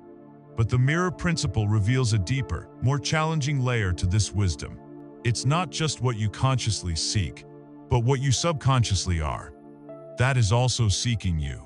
If your being is saturated with the vibration of unhealed trauma and victimhood, then situations and people that mirror and re-stimulate that trauma are actively seeking you out to create a perfect resonant match. If your energy field is defined by the frequency of unresolved anger, then events that justify and provoke your anger are being drawn to you like iron filings to a magnet. The universe is a perfect system of resonance. There are no accidents. You are always, without fail, being sought by that which you already are. The journey of awakening is the journey of purifying our own vibration so that what seeks us is no longer our pain, our fear, or our limitation, but our joy, our wholeness, and our highest, most beautiful potential. Your life is the mirror. Have the courage to look at it. Having learned to read the mirror of life, you can now identify the reflections of your deepest subconscious programs. You see the recurring patterns, you recognize the familiar challenges, and you understand that they are pointing to something within you. The next step on this journey of transformation is to begin the sacred work of cleansing your inner world. This is the process of energetic detox, the art of releasing the trapped emotions and limiting beliefs that have been weighing down your frequency for years, or even lifetimes. To do this, we must first understand that negative energetic charge does not simply disappear on its own. When we experience a trauma, a hurt, or a profound disappointment and do not allow ourselves to fully process the accompanying emotion, that energy in motion becomes frozen in time. It doesn't go away, it goes in. It becomes lodged in our energy field, our tissues, and our cellular memory. Imagine this trapped energy like undigested food in your stomach. It sits there, festering, causing discomfort, bloating, and preventing you from properly absorbing new, healthy nourishment. In the same way, these undigested life experiences create blockages in your energy body. They are like sludge building up in the pipes of your being, restricting the free flow of your life force, your prana or chi. These energetic knots become points of chronic tension, broadcasting a low-frequency signal of that original pain 24 hours a day. They are the hidden source of persistent anxiety, the magnetic center around which recurring negative thoughts swarm and can often manifest as physical ailments, a tightness in the throat where words were left unspoken, a pain in the back from carrying burdens that are not yours. To truly raise your vibration, you cannot simply layer positive thoughts on top of this dense, stagnant energy. You must first have the courage to gently and lovingly clear out the old debris, to detoxify your energetic system and restore its natural, vibrant flow. This process of energetic detox is not a vague or mystical concept. it can be approached with practical, powerful tools that you can begin using today. One of the most effective starting points is the practice of intentional journaling. This is not merely keeping a diary of your day, but using the written word as a tool for conscious excavation. It is a way to bypass the conscious mind's censor and allow the wisdom of the subconscious to come to the surface. You can begin with a stream of consciousness practice, setting a timer for 10 or 15 minutes and writing continuously without stopping, without judging grammar or content, simply letting whatever is inside flow out onto the page. You will be astonished at what emerges. Another powerful technique is to dialogue with the feeling itself. If you are feeling a persistent knot of anger, take out your journal and write, "Dear anger, I am here to listen. What are you trying to tell me? What are you protecting me from? What do you need from me to be able to release?" By treating the emotion as a wise messenger instead of an enemy, you open a channel for profound insight and release. For energies that are more deeply lodged in the body, we can turn to a remarkable tool known as the Emotional Freedom Technique, or EFT, often called tapping. This practice is a form of psychological acupressure, based on the same energy meridians used in traditional Chinese medicine for over 5,000 years. The premise is simple. All negative emotions are the result of a disruption, a ZT, in the body's energy system. By physically tapping with your fingertips on specific meridian endpoints on your face and body, while simultaneously voicing the truth of your emotional state, you can physically clear that disruption and restore balance. For example, you would start by identifying a feeling, say, this deep anxiety in my chest. You would then tap on the side of your hand, the karate chop point, and say out loud, "Even though I have this deep anxiety in my chest, I deeply and completely love and accept myself." Then, you would tap through a sequence of other points, on the eyebrow, side of the eye, under the nose, on the chin, while simply voicing the problem. This anxiety, this tightness in my chest, this fear of the future. This process acknowledges the energy, accepts yourself, and physically moves the stagnant energy through the meridian system, often resulting in a profound and immediate sense of relief. Perhaps the most powerful practice of all for severing old energetic ties is the art of radical forgiveness. We must reframe our understanding of this concept. Forgiveness is not a moral duty you owe to someone who has harmed you. It is not about condoning their behavior or pretending what happened was okay. Forgiveness is a profound act of energetic self-liberation. Holding on to resentment, a grudge, or a desire for revenge is like drinking a cup of poison every single day and waiting for the other person to die. The only one being harmed is you. That unresolved anger and pain keeps you energetically tethered to the person or event from your past, forcing you to relive and rebroadcast the low frequency of that trauma over and over again. To forgive is to consciously decide to cut that energetic cord. It is a declaration that you will no longer allow your precious life force to be drained by a memory. A powerful ritual for this is to write a letter. Pour out every ounce of your rage, your pain, your disappointment onto the page. Do not hold back. Say everything you never got to say. And then, in a safe place, you burn the letter. As you watch the paper turn to smoke and ash, you visualize the energetic cord between you and that person or event dissolving, and you consciously call all of your power, all of your energy, back to yourself, back to the present moment where it belongs. This is forgiveness, the act of setting yourself free. We must also honor the wisdom of the body in its need for catharsis. Sometimes, energy is so dense and primal that it needs to be moved and released in a visceral, physical way. Crying is one of the most powerful forms of energetic detox. It is not a sign of weakness, but a sign of strength, the body's natural and beautiful way of releasing the pent-up energy of sadness, grief, and overwhelm. Allow yourself to weep without judgment. Likewise, the energy of deep-seated anger and frustration often needs a physical outlet. Find a safe container for this, perhaps screaming into a pillow, or yelling in your car while driving alone on the highway, or even hitting a punching bag. This allows that fiery, powerful energy to be discharged from your system in a way that harms no one. Vigorous, non-linear movement can also be profoundly cleansing. Put on some powerful rhythmic music and allow your body to move in any way it wants. Shake, dance, stomp your feet, flail your arms. This practice of shaking the energy off is something animals do instinctively after a stressful event, and it is a powerful way for us to dislodge stagnant energy from our tissues and cells. Finally, it is essential to understand that this work is not a one-time event where you are suddenly cured forever. Energetic hygiene is an ongoing practice, much like physical hygiene. You do not brush your teeth once and expect them to be clean for the rest of your life.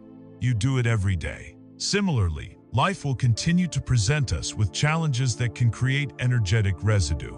The goal is to develop a regular practice of self-awareness, to notice when you are feeling energetically off or stuck, and to lovingly apply these tools to gently clear the energy before it has a chance to build up and become a major blockage. It is a continuous, compassionate process of tending to your inner garden. To crystallize this entire concept, let us turn to the powerful Greek myth of Hercules and his fifth labor, the cleaning of the Augean stables. King Augeas owned thousands of cattle, and their stables had not been cleaned in over 30 years. The filth was piled as high as the ceiling, an unimaginable and seemingly impossible task for any single man to accomplish. Hercules, a symbol of the enlightened hero, did not approach the task with brute force. He didn't try to shovel the mountains of filth one cartload at a time. That would be like us trying to fight off every single negative thought with willpower alone, an exhausting and futile task. Instead, Hercules used divine intelligence. He looked at the landscape and saw the two powerful rivers, the Alpheus and the Peneus, flowed nearby. In a stroke of genius, he diverted the course of both rivers, channeling their immense, powerful flow directly through the doors of the stables. The force of the rushing water was so great that it washed away every last bit of the decades of accumulated filth in a single day. This myth is a perfect metaphor for our own energetic cleansing. The stables are our subconscious minds, filled with the accumulated waste of past hurts and limiting beliefs. The two rivers represent powerful flows of higher frequency energy, the unconditional love of forgiveness, the clear current of conscious awareness, the cathartic power of emotional release. To cleanse ourselves, we do not have to fight the darkness. We must simply open the gates and allow a greater power to flow through us, a power that can wash away all that no longer serves us, leaving us clean, clear, and ready for new growth. After clearing away the dense, stagnant energy of the past, we create a clean, open space within our being. The crucial next step is to learn how to fill this space with a high, coherent, and stable frequency. We must learn to become the masters of our own vibration, not just by clearing what is unwanted, but by actively cultivating what is desired. For this task, humanity has been given a master tool, a practice so profound and powerful that it has been the bedrock of every major spiritual tradition for thousands of years. This practice is meditation. Yet, for all its renown, it remains one of the most misunderstood disciplines in the modern world. The single greatest obstacle that causes people to give up on meditation is the belief that its goal is to stop thinking. A person sits down, closes their eyes, and is immediately confronted with the chaotic, incessant chatter of their own mind, a whirlwind of to-do lists, worries, memories, and random thoughts. They try to force it to be quiet. They struggle against it, and after a few frustrating minutes, they conclude, "I can't do this, my mind is too busy." This conclusion is based on a fundamental misunderstanding. The mind's job is to think, just as the heart's job is to beat. Trying to force the mind to stop thinking is not only impossible, but it creates the very tension you are trying to release. The true goal of meditation is not to stop the river of thought, but to change your relationship to it. The goal is to step out of the turbulent water and to sit peacefully on the riverbank, simply watching the current flow by. Meditation is the practice of cultivating the impartial observer, the silent witness. It is the discovery of a part of your consciousness that is deeper than thought. It is the part of you that is aware that you are thinking. When a thought arises, "I forgot to send that email." There is the thought itself, and then there is the you who is aware of that thought. Meditation is the art of gently, repeatedly, shifting your identification from the thought to the awareness behind the thought. By doing this, you create a space, a separation between you, the silent observer, and the endless activity of your mind. In this space lies all of your power, peace, and freedom. This simple shift in perspective has profound and measurable effects on your entire being, right down to your brain chemistry and your nervous system. Our normal, everyday state of consciousness is known as the beta brainwave state. This is the state of active thinking, analyzing, planning, and doing. While essential for navigating the world, it is also the state of stress, anxiety, and high alert. When you are in beta, your sympathetic nervous system, the body's fight or flight mechanism, is activated. Your body is primed for survival, ready to respond to a perceived threat. Now, when you sit down, close your eyes, and begin to focus your attention on a single point, like the sensation of your own breath, you send a powerful signal to your entire system. You are telling your body, "I am safe. There is no threat here. It is time to relax." In response to this signal, your body begins to shift out of the sympathetic nervous system and into the parasympathetic nervous system, the rest and digest and heal and repair mode. Your heart rate slows, your blood pressure drops, and the production of stress hormones like cortisol and adrenaline decreases. As your body relaxes, your brainwaves begin to change. The fast, chaotic chatter of beta begins to slow down into the coherent, rhythmic waves of alpha. Alpha is the state of light relaxation, of daydreaming, the bridge between your conscious and subconscious minds. It is a state of enhanced creativity and learning. As you deepen into your practice, you may even drift into the theta brainwave state. Theta is the realm of deep meditation, hypnosis, and vivid imagination. It is the doorway to your subconscious mind, the state in which your brain is most receptive to new information and reprogramming. In theta, you can access deep insights, heal old emotional wounds, and install new, empowering beliefs. So, meditation is not just a mental exercise. It is a physiological process of consciously shifting your entire system out of a low-frequency survival mode and into a high-frequency healing and creative mode.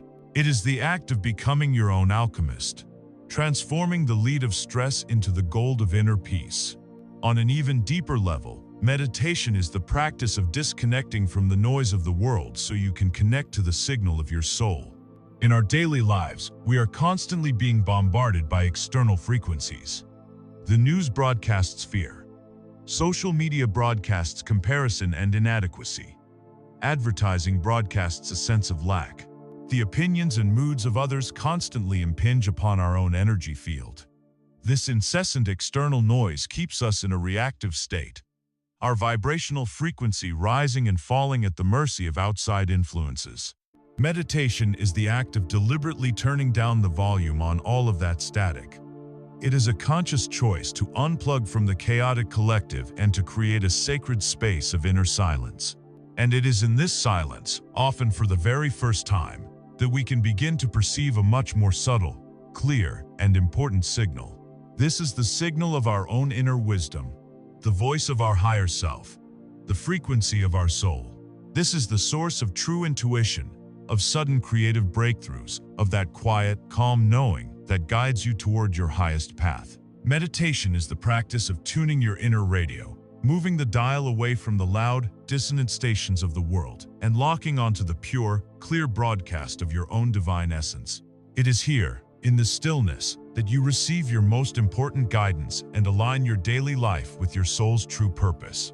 Let us make this practical right now. You can begin this practice in its simplest form. Find a comfortable position, sitting in a chair with your spine straight or on a cushion on the floor. You do not need to twist yourself into a pretzel. Simply be comfortable and alert. Gently close your eyes. Begin by taking 3 deep, conscious breaths. Inhale deeply through your nose, filling your belly, and exhale slowly through your mouth, releasing the tension of the day. With that third exhalation, simply allow your breath to return to its natural, effortless rhythm. Now, bring your gentle, focused attention to the physical sensation of the breath as it enters and leaves your body. You might feel the cool air at the tip of your nose as you inhale, and the warm air as you exhale. You might notice the gentle rise and fall of your chest or your abdomen. Simply rest your attention there. Inevitably, your mind will wander. A thought, a sound, or a sensation will pull your attention away. This is not a failure. It is a normal part of the process. The moment you realize your mind has wandered, you are already back. Gently, and without any judgment or frustration, simply acknowledge the thought and then guide your attention back to the sensation of the breath. That is the entire practice. The work is not in staying perfectly focused, but in the gentle, compassionate act of returning again and again and again. Every time you guide your attention back, you are strengthening the muscle of your awareness. To fully grasp the profound power of this simple act of witnessing, let us reflect on the story of Siddhartha Gautama, the man who would become the Buddha, on the night of his enlightenment. As he sat in deep meditation beneath the Bodhi tree, determined to find an end to suffering, the demon god Mara, the lord of illusion and the master of the ego, appeared to stop him.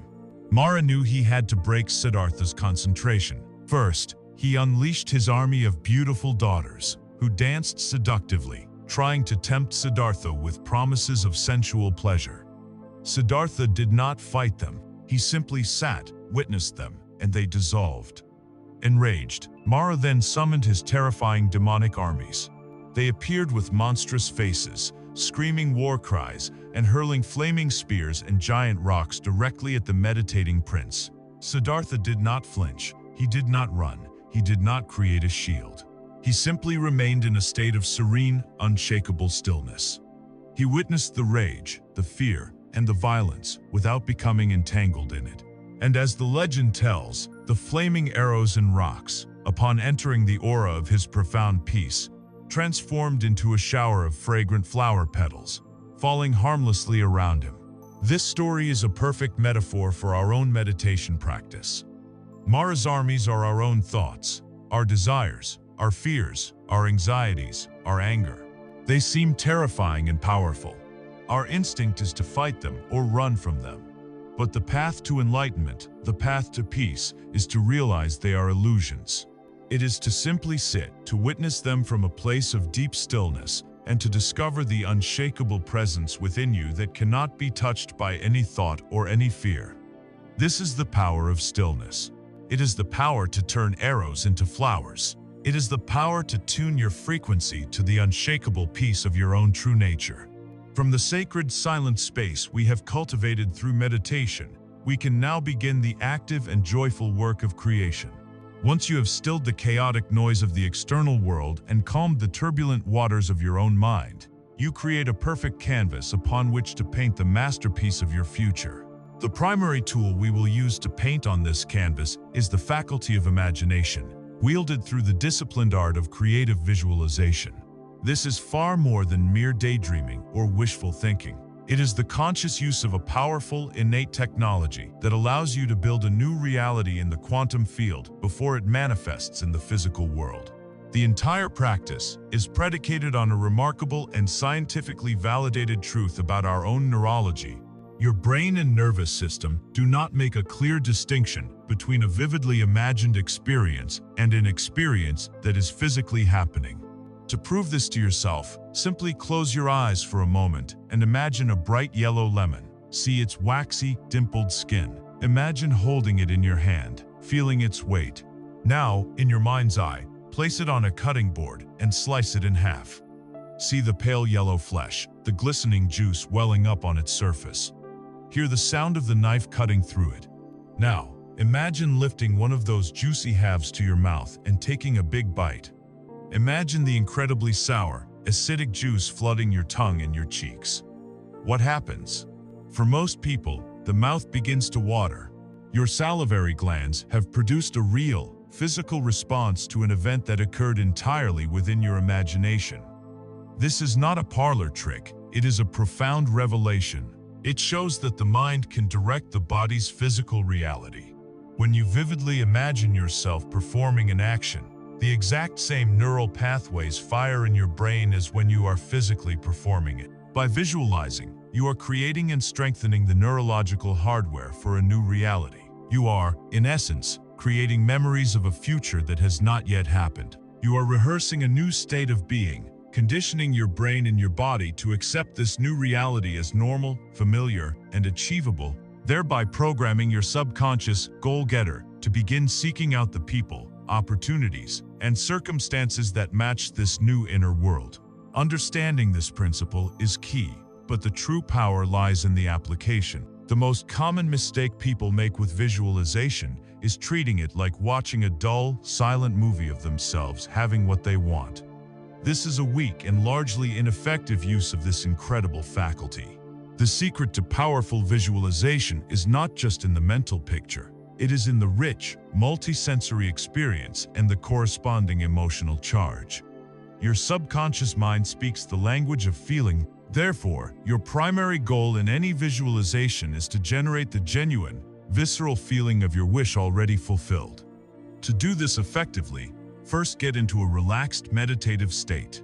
The alpha and theta brainwave states are when the gateway between the conscious and subconscious mind is most open. Then, instead of imagining a long, complicated story, create a short, simple looping scene that implies your desire has been realized. For example, if your desire is to be in a loving relationship, do not visualize the entire courtship process. Instead, create a short scene of you and your loving partner sitting on a couch, holding hands, laughing together, with the feeling of safety, joy, and deep connection flooding your heart. If your desire is for financial abundance, don't visualize a complex business plan. Create a short scene of logging into your online banking app and feeling a wave of profound relief, freedom, and gratitude as you look at the balance. Now, you must make this scene as real as possible by engaging all of your senses. What do you see in your scene? The colors, the light, the expression on a person's face. What do you hear? The sound of their voice, the music playing in the background, the birds outside the window. What can you smell? The scent of their perfume, the smell of a new car, the fragrance of coffee brewing. What can you touch? The feeling of their hand in yours, the texture of a leather seat, the warmth of the sun on your skin. The more sensory detail you can pack into your imagined scene, the more real it becomes to your brain.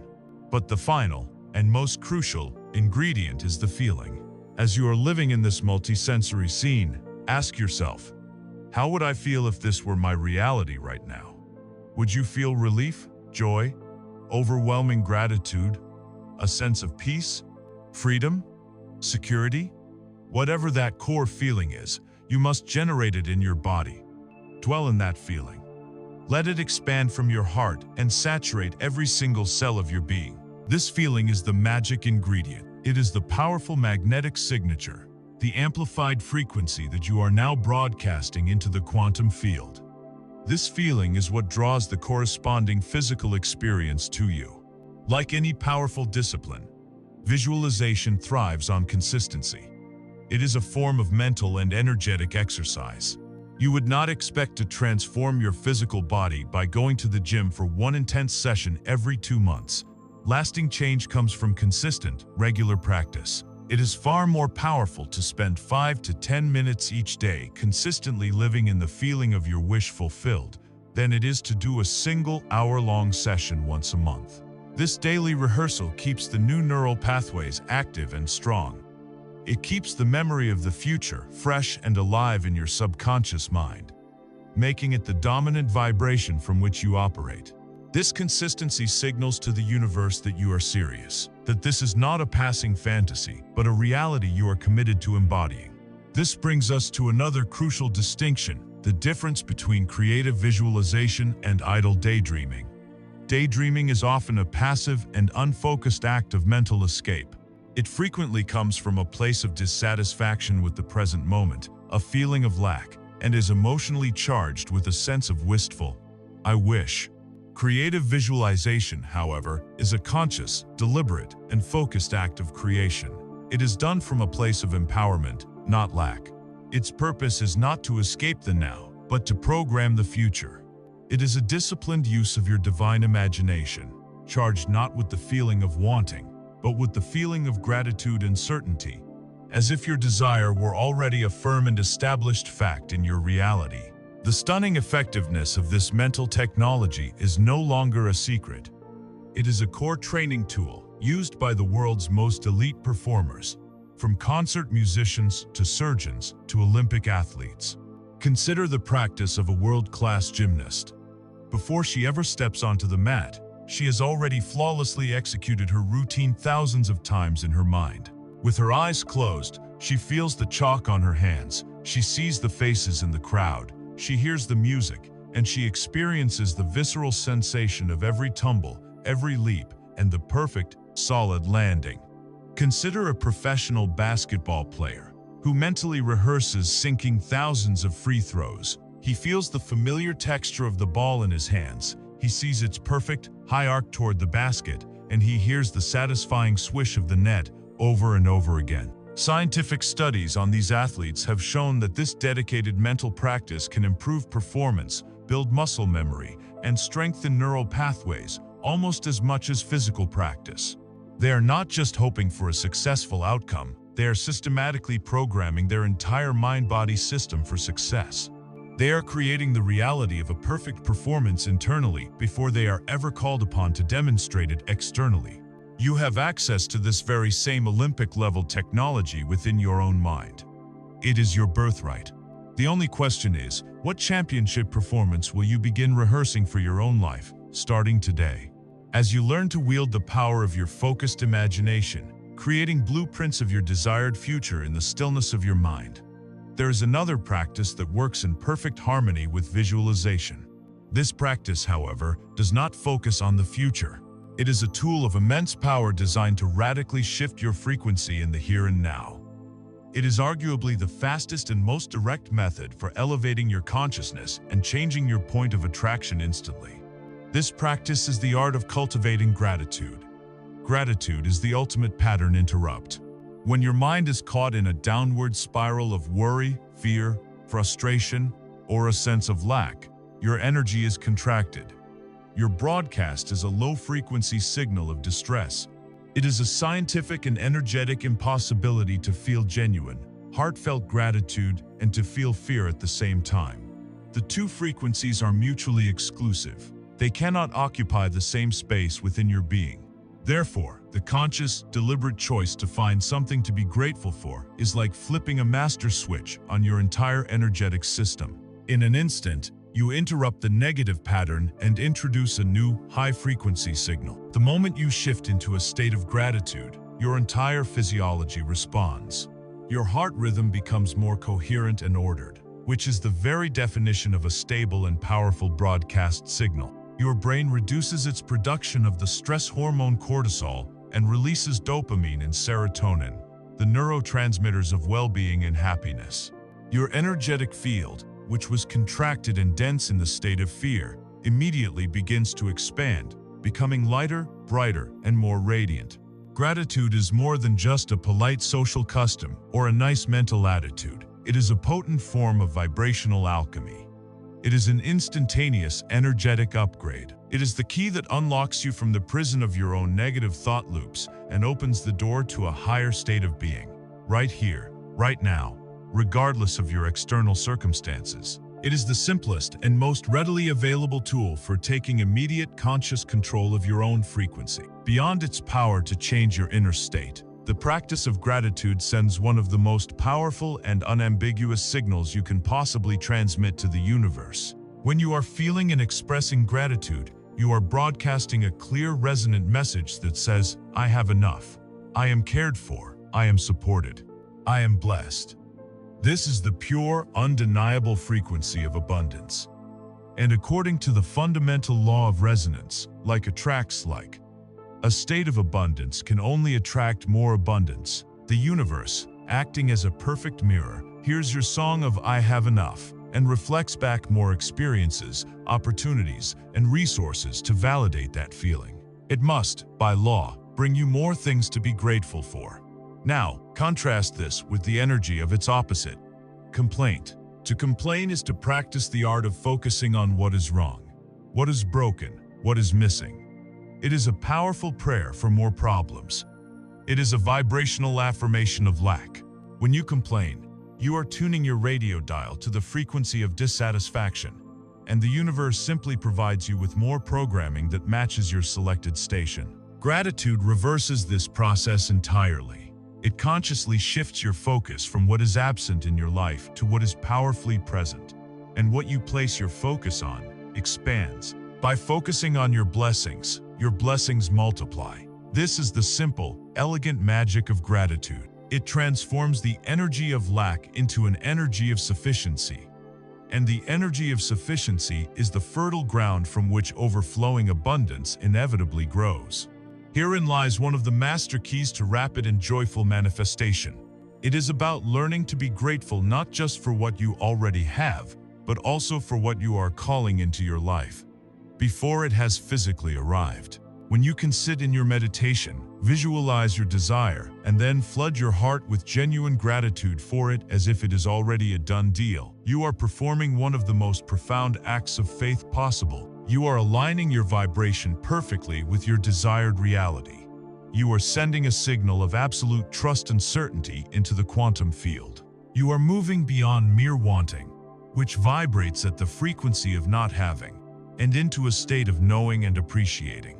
Your energy is no longer a question of when will it come, but a declaration of thank you, for it is already here. This is what it means to live in the feeling of your wish fulfilled. It is not just seeing it in your mind's eye, it is feeling the gratitude for it in every cell of your being. When you can say, with genuine feeling, I am so deeply grateful for the perfect partner who is now on their way to me, or thank you, universe, for the perfect, creative solution to this challenge, you are collapsing time.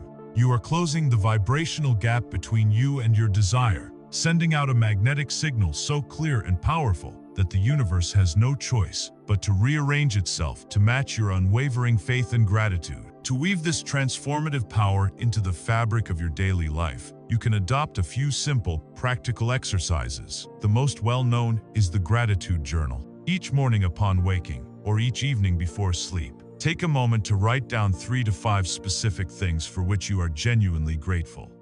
The key here is specificity. Instead of writing a general statement like, I'm grateful for my health, write something specific that evokes a real feeling, such as, I'm so grateful for the strength in my legs that allowed me to take a beautiful walk today. Or, I am grateful for the deep, restful sleep I enjoyed last night. Specificity brings the feeling to life. Another powerful practice is what some call a rampage of appreciation. This is a verbal cascade of gratitude. You can do it out loud while driving your car or in the shower. You simply start with one thing.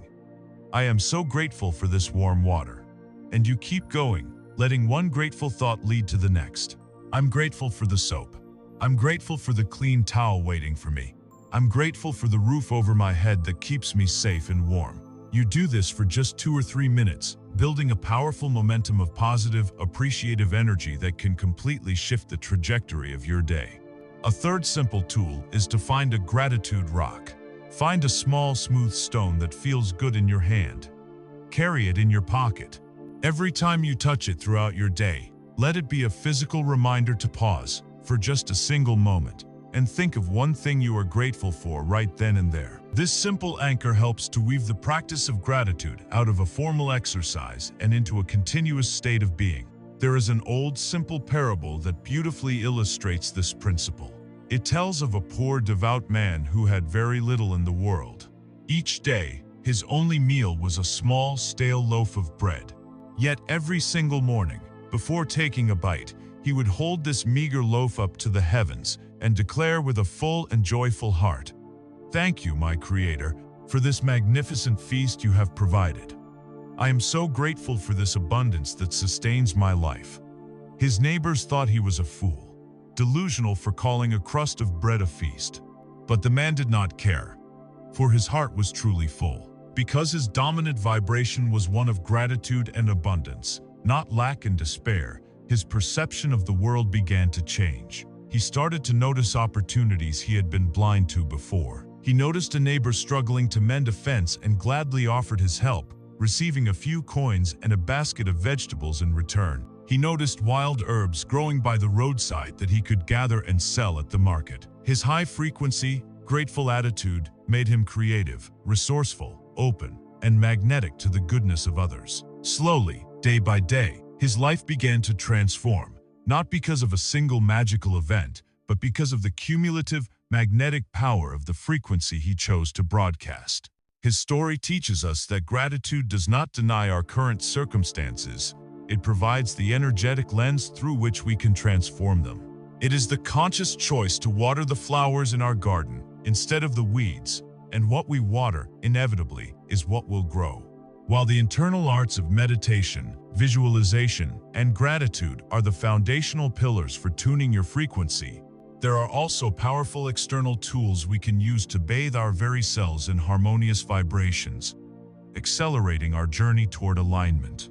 The most immediate, pervasive, and potent of these external influences is sound. We live submerged in an ocean of sound, yet we rarely consider how these sonic waves are constantly shaping our energy, our mood, and our physical reality.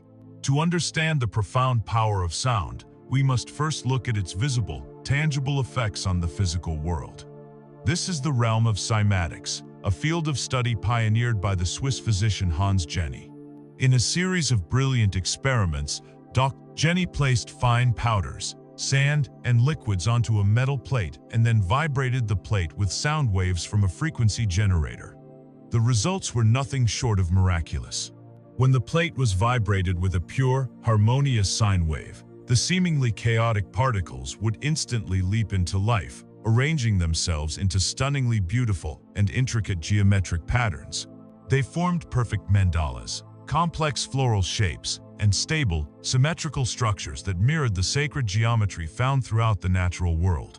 However, when the plate was subjected to chaotic, dissonant, or discordant noise, the particles would form disordered, ugly clumps or fly about in a state of disarray. Cymatics provides us with undeniable, visible proof that sound has a direct organizational and structuring influence on physical matter. It demonstrates that harmony creates coherence and beauty, while dissonance creates chaos and decay.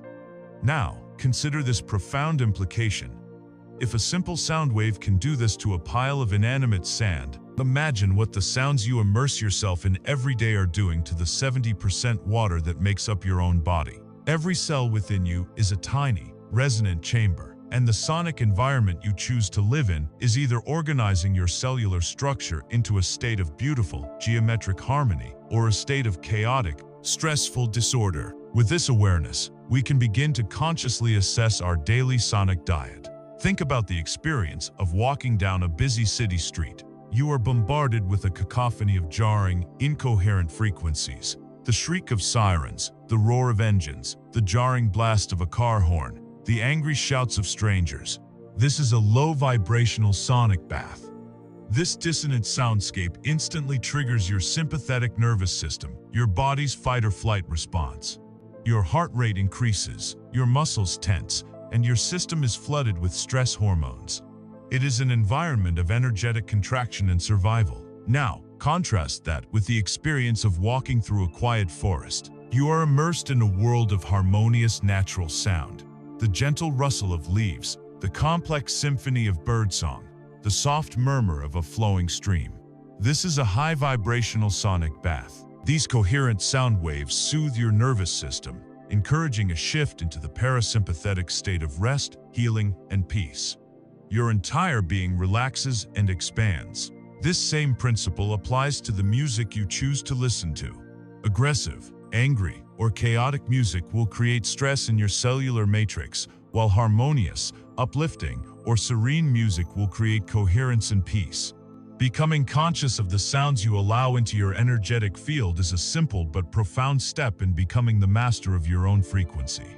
Beyond simply avoiding negative soundscapes and seeking positive ones, we can actively use specific sound healing modalities to clear blockages and tune our energy field with precision. One of the most ancient and powerful of these tools is the Tibetan singing bowl.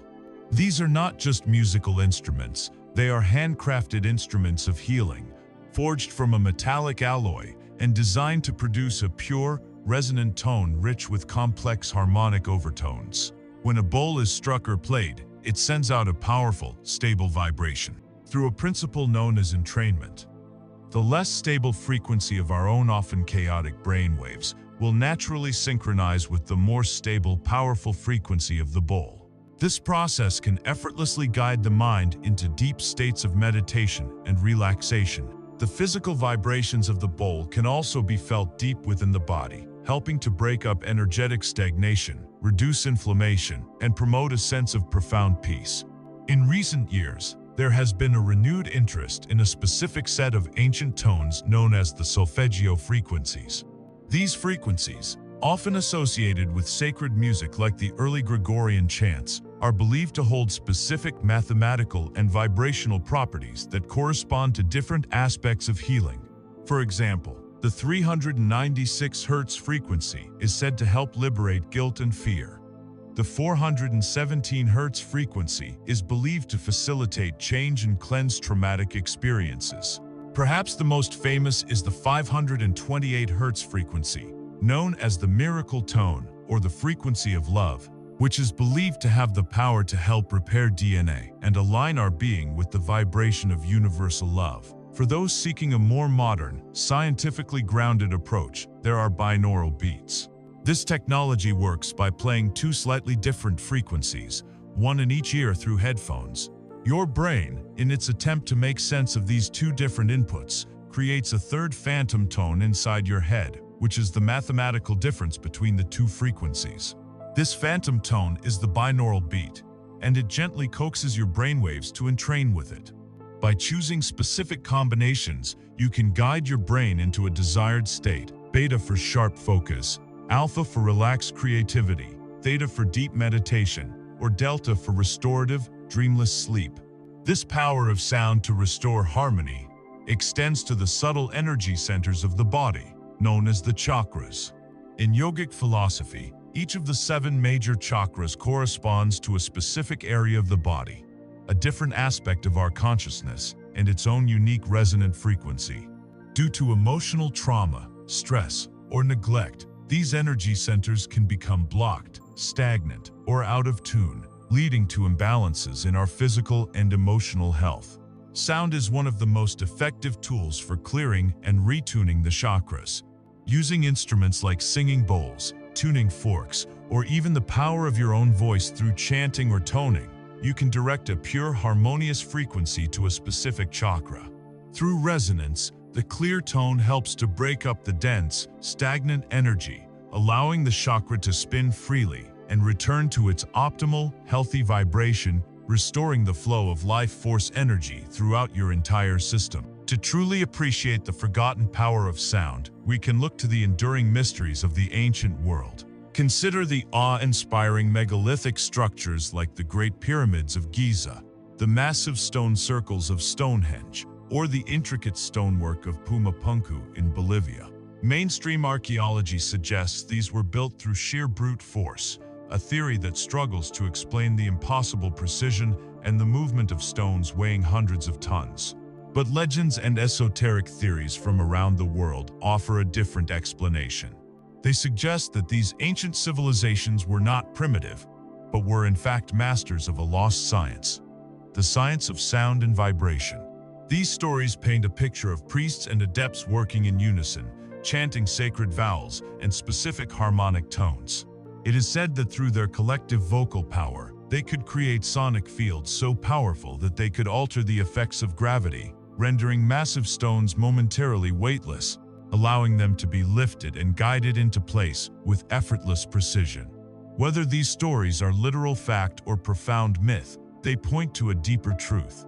They remind us that our modern understanding of sound as mere entertainment or communication is tragically limited. Sound is a fundamental, creative, and ordering force of the universe. It is a power that can build worlds, and a power that we are only now, in our own time, beginning to rediscover as a profound tool for healing ourselves. As we continue to refine our ability to manage our personal frequency, we move from the silent, internal realms of thought and feeling to the bridge where our inner world meets the outer world. This bridge is the spoken word. The sounds you form with your breath and your voice are not merely descriptive labels for the reality you observe. They are creative, vibrational forces that actively shape the reality you will experience. The very language we use holds a hidden clue to this profound truth. When we learn to arrange letters in the correct order to form a word, we call this practice spelling. This is no linguistic accident. We are, quite literally, casting spells with our vocabulary. Every word that passes your lips is a sonic vibration, a physical manifestation of a thought, charged with the energy of an emotion. It is an incantation, a command sent out into the resonant field of the universe. Ancient cultures understood this power implicitly. They held the spoken word to be sacred and magical. In many traditions, the true name of God or a powerful spirit was kept secret, believing that to speak the name was to invoke its power. The mantras and chants that form the core of so many spiritual practices are not just repetitive prayers, they are sonic technologies, designed to generate a specific, coherent frequency that can alter consciousness, heal the body, and influence the material world. When you chant the sacred sound, Om, you are not just making a sound, you are vibrating in harmony with what ancient yogis considered the frequency of the universe itself. This ancient wisdom invites us to re-enchant our own relationship with language. To speak is not a mundane act of communication, it is a sacred act of creation. Every sentence you utter is a spell you are casting upon yourself and the world around you. The most direct and intentional way to wield this creative power is through the practice of affirmations. An affirmation is simply a consciously chosen spell, a positive statement of truth that is designed to overwrite the old, limiting programs in your subconscious mind. As we learned, the subconscious is reprogrammed through repetition.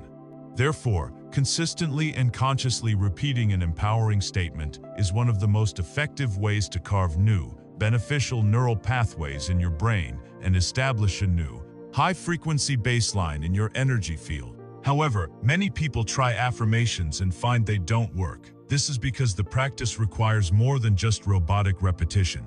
To make your affirmations truly effective, your spells truly powerful, there are several keys you must use.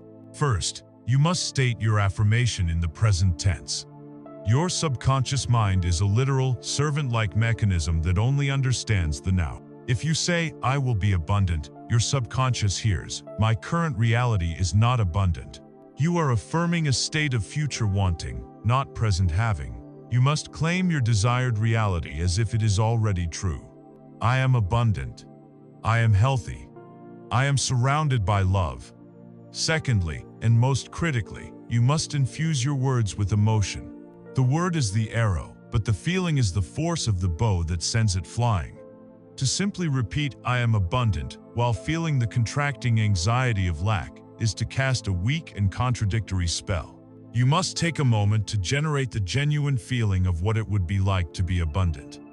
Feel the relief, the freedom, the joy, the generosity. Let that emotion swell in your heart as you speak the words.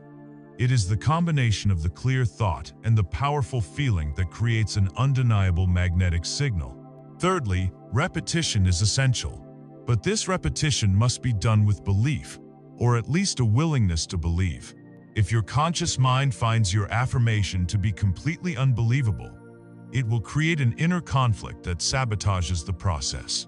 If you are deeply in debt, the statement, "I am a multimillionaire," might feel like a lie, creating more resistance. In such cases, you can use bridge phrases to gently guide your subconscious into a new direction. You might say, "I am in the process of mastering my finances," or "I am open and willing to receive unexpected abundance," or "Every day, I am becoming more and more prosperous." These statements feel more believable and can begin to shift your energy without creating internal warfare.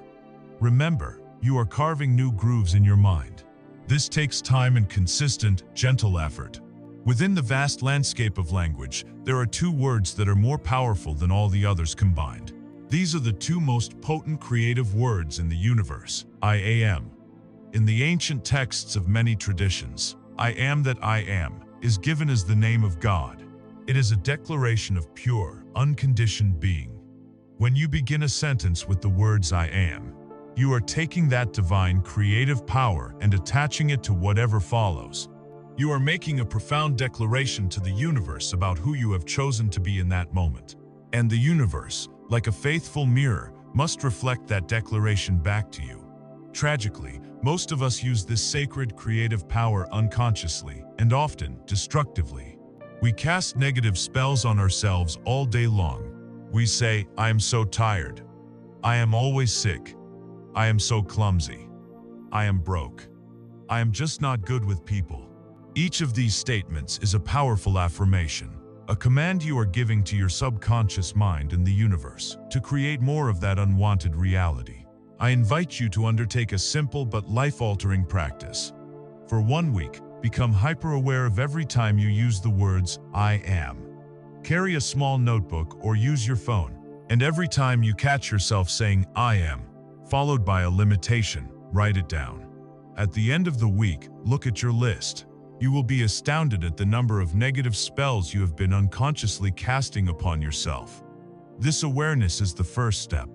The second step is to consciously flip the script. The next time you catch yourself saying, "I am so overwhelmed," stop. Take a breath and consciously choose a new spell. I am capable and calm. I am handling everything with ease.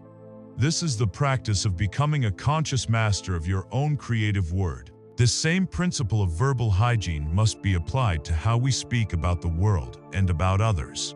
The common habits of complaint and gossip are incredibly potent forms of dark magic that severely lower our frequency. To complain is to go into a trance of negativity. To repeatedly use your sacred creative power to describe, in detail, what you do not want. It is a powerful affirmation of victimhood. It is a prayer for more problems. When you complain, you are tuning your energetic radio to the frequency of misery, and the universe simply gives you more of what you are broadcasting. Gossip is an even more insidious form of negative spellcasting. When you gossip, you are using your creative energy to focus on the perceived flaws and misfortunes of another person. This act pollutes your own energy field with the low frequencies of judgment and drama. And because the universe operates on the law of resonance, that which you judge in others, you will often find mirrored back in your own life. The harshest spell of all, however, is the one we cast upon ourselves through negative self-talk. The critical, judgmental, and cruel words we speak to ourselves in the privacy of our own minds are powerful curses. They directly attack our own aura, reinforcing beliefs of unworthiness and sabotaging our own happiness and success. You must learn to speak to yourself with the same kindness, compassion, and encouragement you would offer to a small child or a deeply loved friend. To fully comprehend the ancient and sacred power we wield every time we speak, we need only look at the history of one of the most famous magic words known to humanity, abracadabra. This word, now relegated to children's magic shows and fantasy stories, is not the nonsensical gibberish we believe it to be. It has deep and powerful roots. It is believed to derive from an ancient Aramaic phrase, avracadabra, and its translation holds the entire secret to this teaching. Avracadabra means, "I will create as I speak." This is a stunning revelation. Embedded in this seemingly silly magic word is the core principle of conscious creation, a truth understood by ancient mystics and sages, a secret hidden in plain sight. Every time you speak, you are invoking this power. Every sentence is your own personal abracadabra. You are declaring to the cosmos, "I create as I speak." And the universe always listens. The only question that remains is, what will you choose to create today with your sacred, magical power of speech? As we journey deeper into the art of conscious frequency management, we must bring our attention to the magnificent physical instrument through which we experience and interact with this world, our body. We have explored the power of our mind, the fuel of our emotions, and the creative magic of our words. But all of these subtle energies must be broadcast through a physical vessel. The quality and clarity of your broadcast signal is directly dependent on the quality and condition of your biological transmitter. For this, we can use a new and powerful metaphor. Your body is a highly sophisticated, living antenna. Its purpose is to both receive subtle energy and information from the quantum field and to transmit your own unique vibrational signature out into the universe. And just like any high-tech piece of equipment, its performance depends on its maintenance. A rusty, clogged, or poorly maintained antenna will inevitably produce a weak, distorted, and staticky signal, regardless of how pure the original broadcast source may be. In the same way, a body that is toxic, inflamed, and stagnant will dampen, distort, and lower the frequency of your consciousness. Conversely, a body that is clean, vibrant, and full of life force becomes a clear and powerful resonant amplifier. It becomes a finely tuned instrument that can hold and transmit the highest frequencies of love, joy, and peace with stunning clarity and power. Tending to the health of your physical body is not separate from your spiritual practice. It is the foundational platform upon which all higher states of consciousness are built. The most direct way we influence the vibration of our physical antenna is through the fuel we give it, the food we eat. We must move beyond the purely mechanistic view of food as calories and nutrients and begin to see it through the lens of energy and frequency. Every single thing you consume has its own unique vibrational signature, a signature that you then assimilate into your own cellular matrix and energy field. You are, quite literally, building your antenna out of the vibrations you choose to eat. At the high end of the vibrational spectrum are foods that are brimming with life force energy, what the yogis call prana. These are foods that are close to their natural state, foods that are still alive with the energy of the sun and the earth. Think of fresh, organic, sun-ripened fruits and vegetables, bursting with color and vitality. Think of living foods like fresh sprouts, raw nuts, and seeds. Eating these foods is like consuming pure light and coherent information.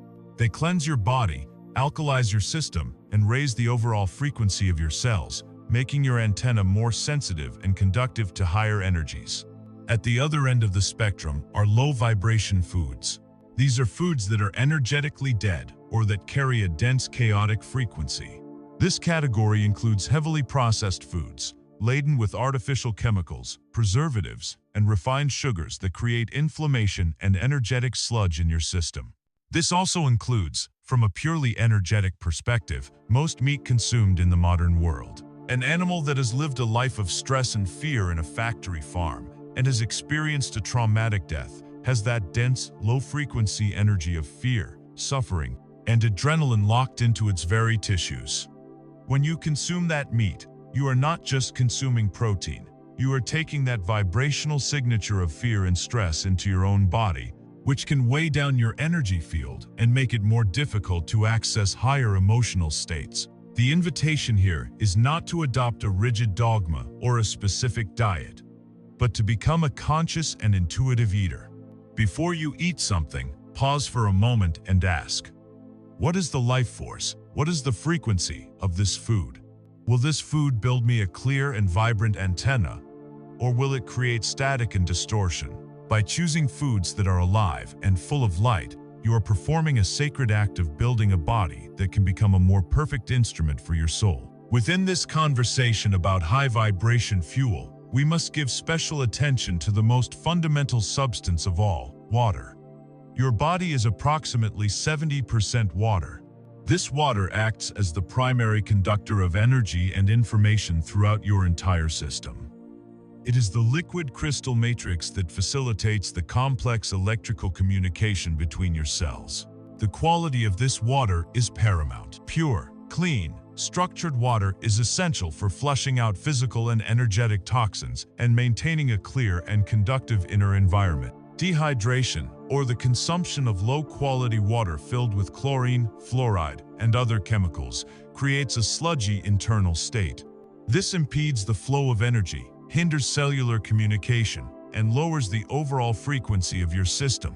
It is vital to hydrate your body with the purest water you can find, such as spring water or properly filtered water. You can even elevate this simple act into a sacred practice. As we learned from the work of Dr. Emoto, water is programmable. Before you drink a glass of water, you can hold it in your hands, take a moment to feel gratitude, and project a loving intention or a blessing into it. By doing this, you are transforming simple hydration into a powerful ritual, consciously charging the very matrix of your body with the high frequencies of love and gratitude. Even with the cleanest fuel, however, the energy in your body can become stagnant if it is not moved.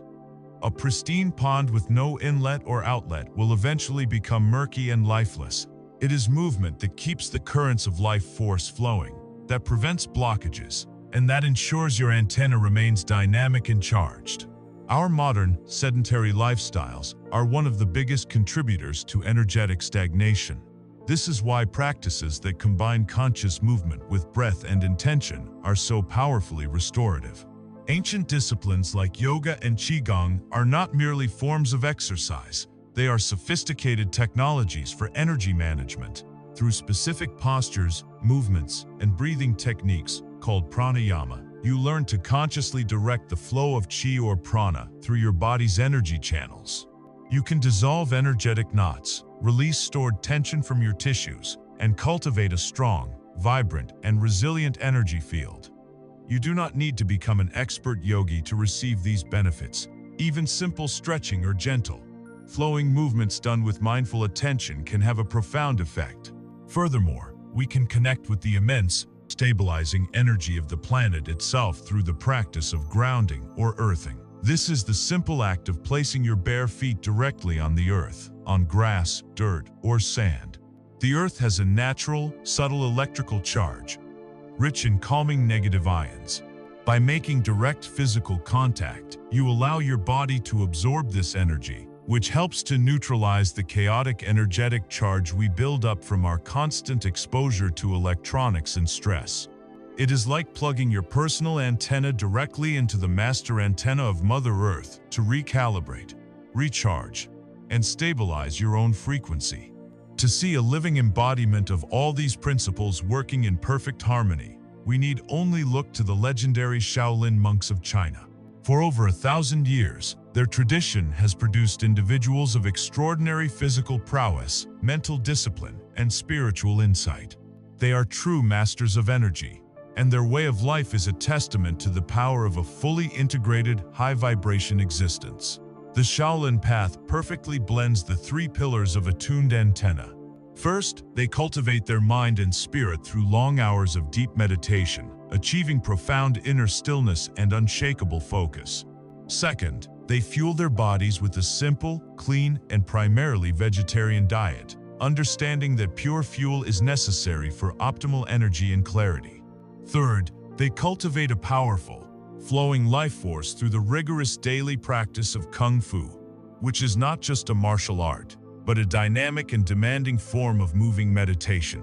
This holistic discipline, the perfect union of a still mind, a pure body, and powerful, intentional movement, is what allows them to perform feats that seem superhuman. They are a living example that when the physical antenna is perfectly cleansed, fueled, and tuned, it becomes capable of channeling and expressing the highest and most powerful potentials of human consciousness. Your body is your temple, your sacred instrument in this lifetime. Treat it as such. Honor it, purify it, and move it with love, and it will become a magnificent antenna, capable of broadcasting the beautiful and powerful song of your soul with perfect clarity. We have dedicated ourselves to learning the sacred arts of frequency control. We have practiced meditation to still the mind, visualization to craft the future, and gratitude to elevate the present. We have cleansed our energy fields, chosen our foods with intention, and curated our social circles. We have, in essence, learned how to create and maintain a high, coherent frequency in a controlled, peaceful environment. But now, we arrive at the great test, the true measure of our mastery. It is easy to feel peaceful on a yoga mat.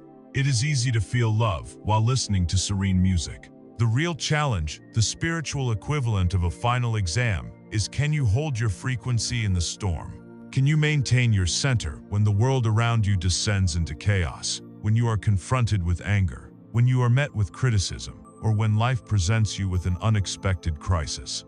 It is in these moments of pressure and adversity that our true vibrational set point is revealed. Our default programming is to react, to meet anger with anger, to meet fear with fear, to allow the low frequency of an external event to pull us down into its vortex.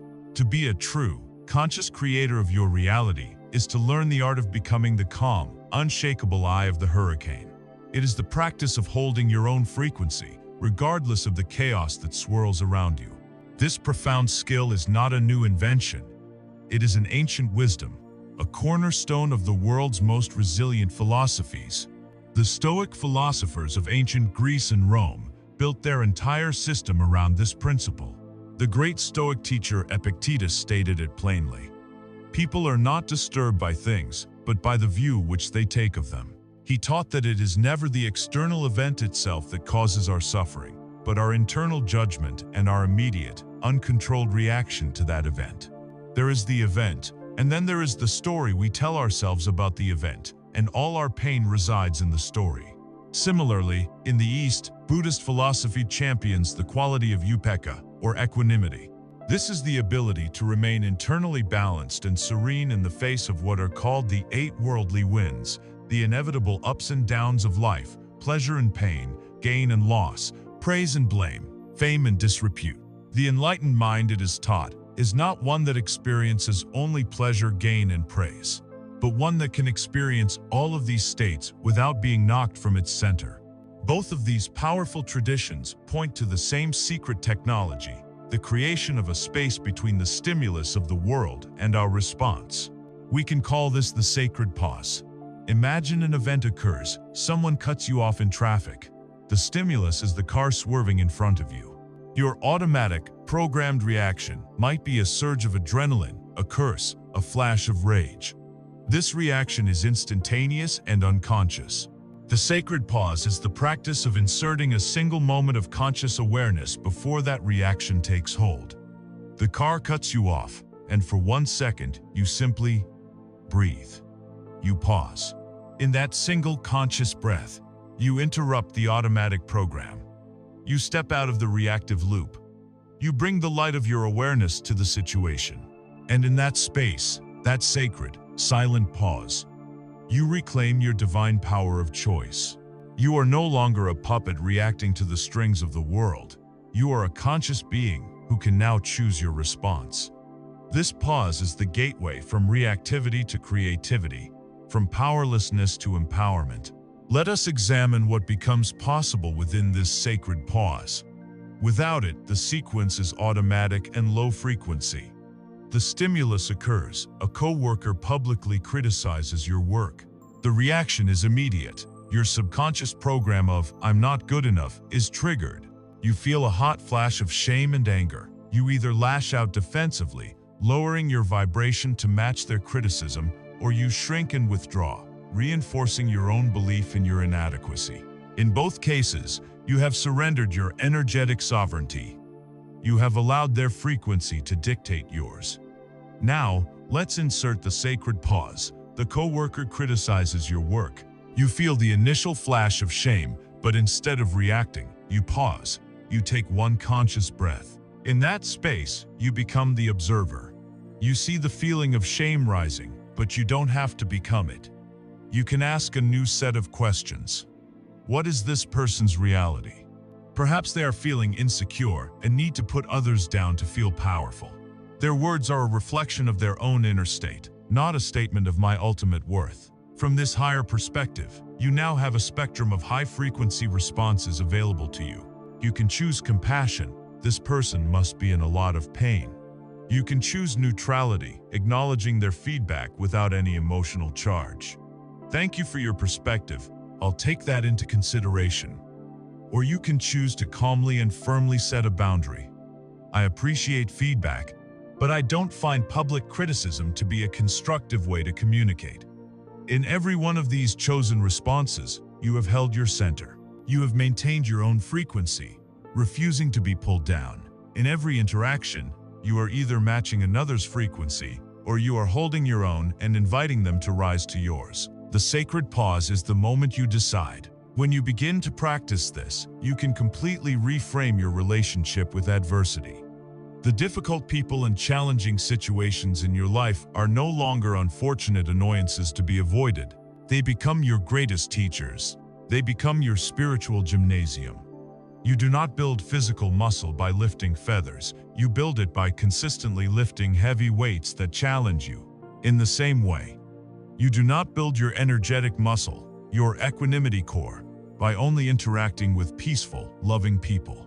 You build it when you are faced with the heavy weight of a difficult person or a stressful situation. Each time a challenge presents itself, you can say to yourself, here is an opportunity to practice.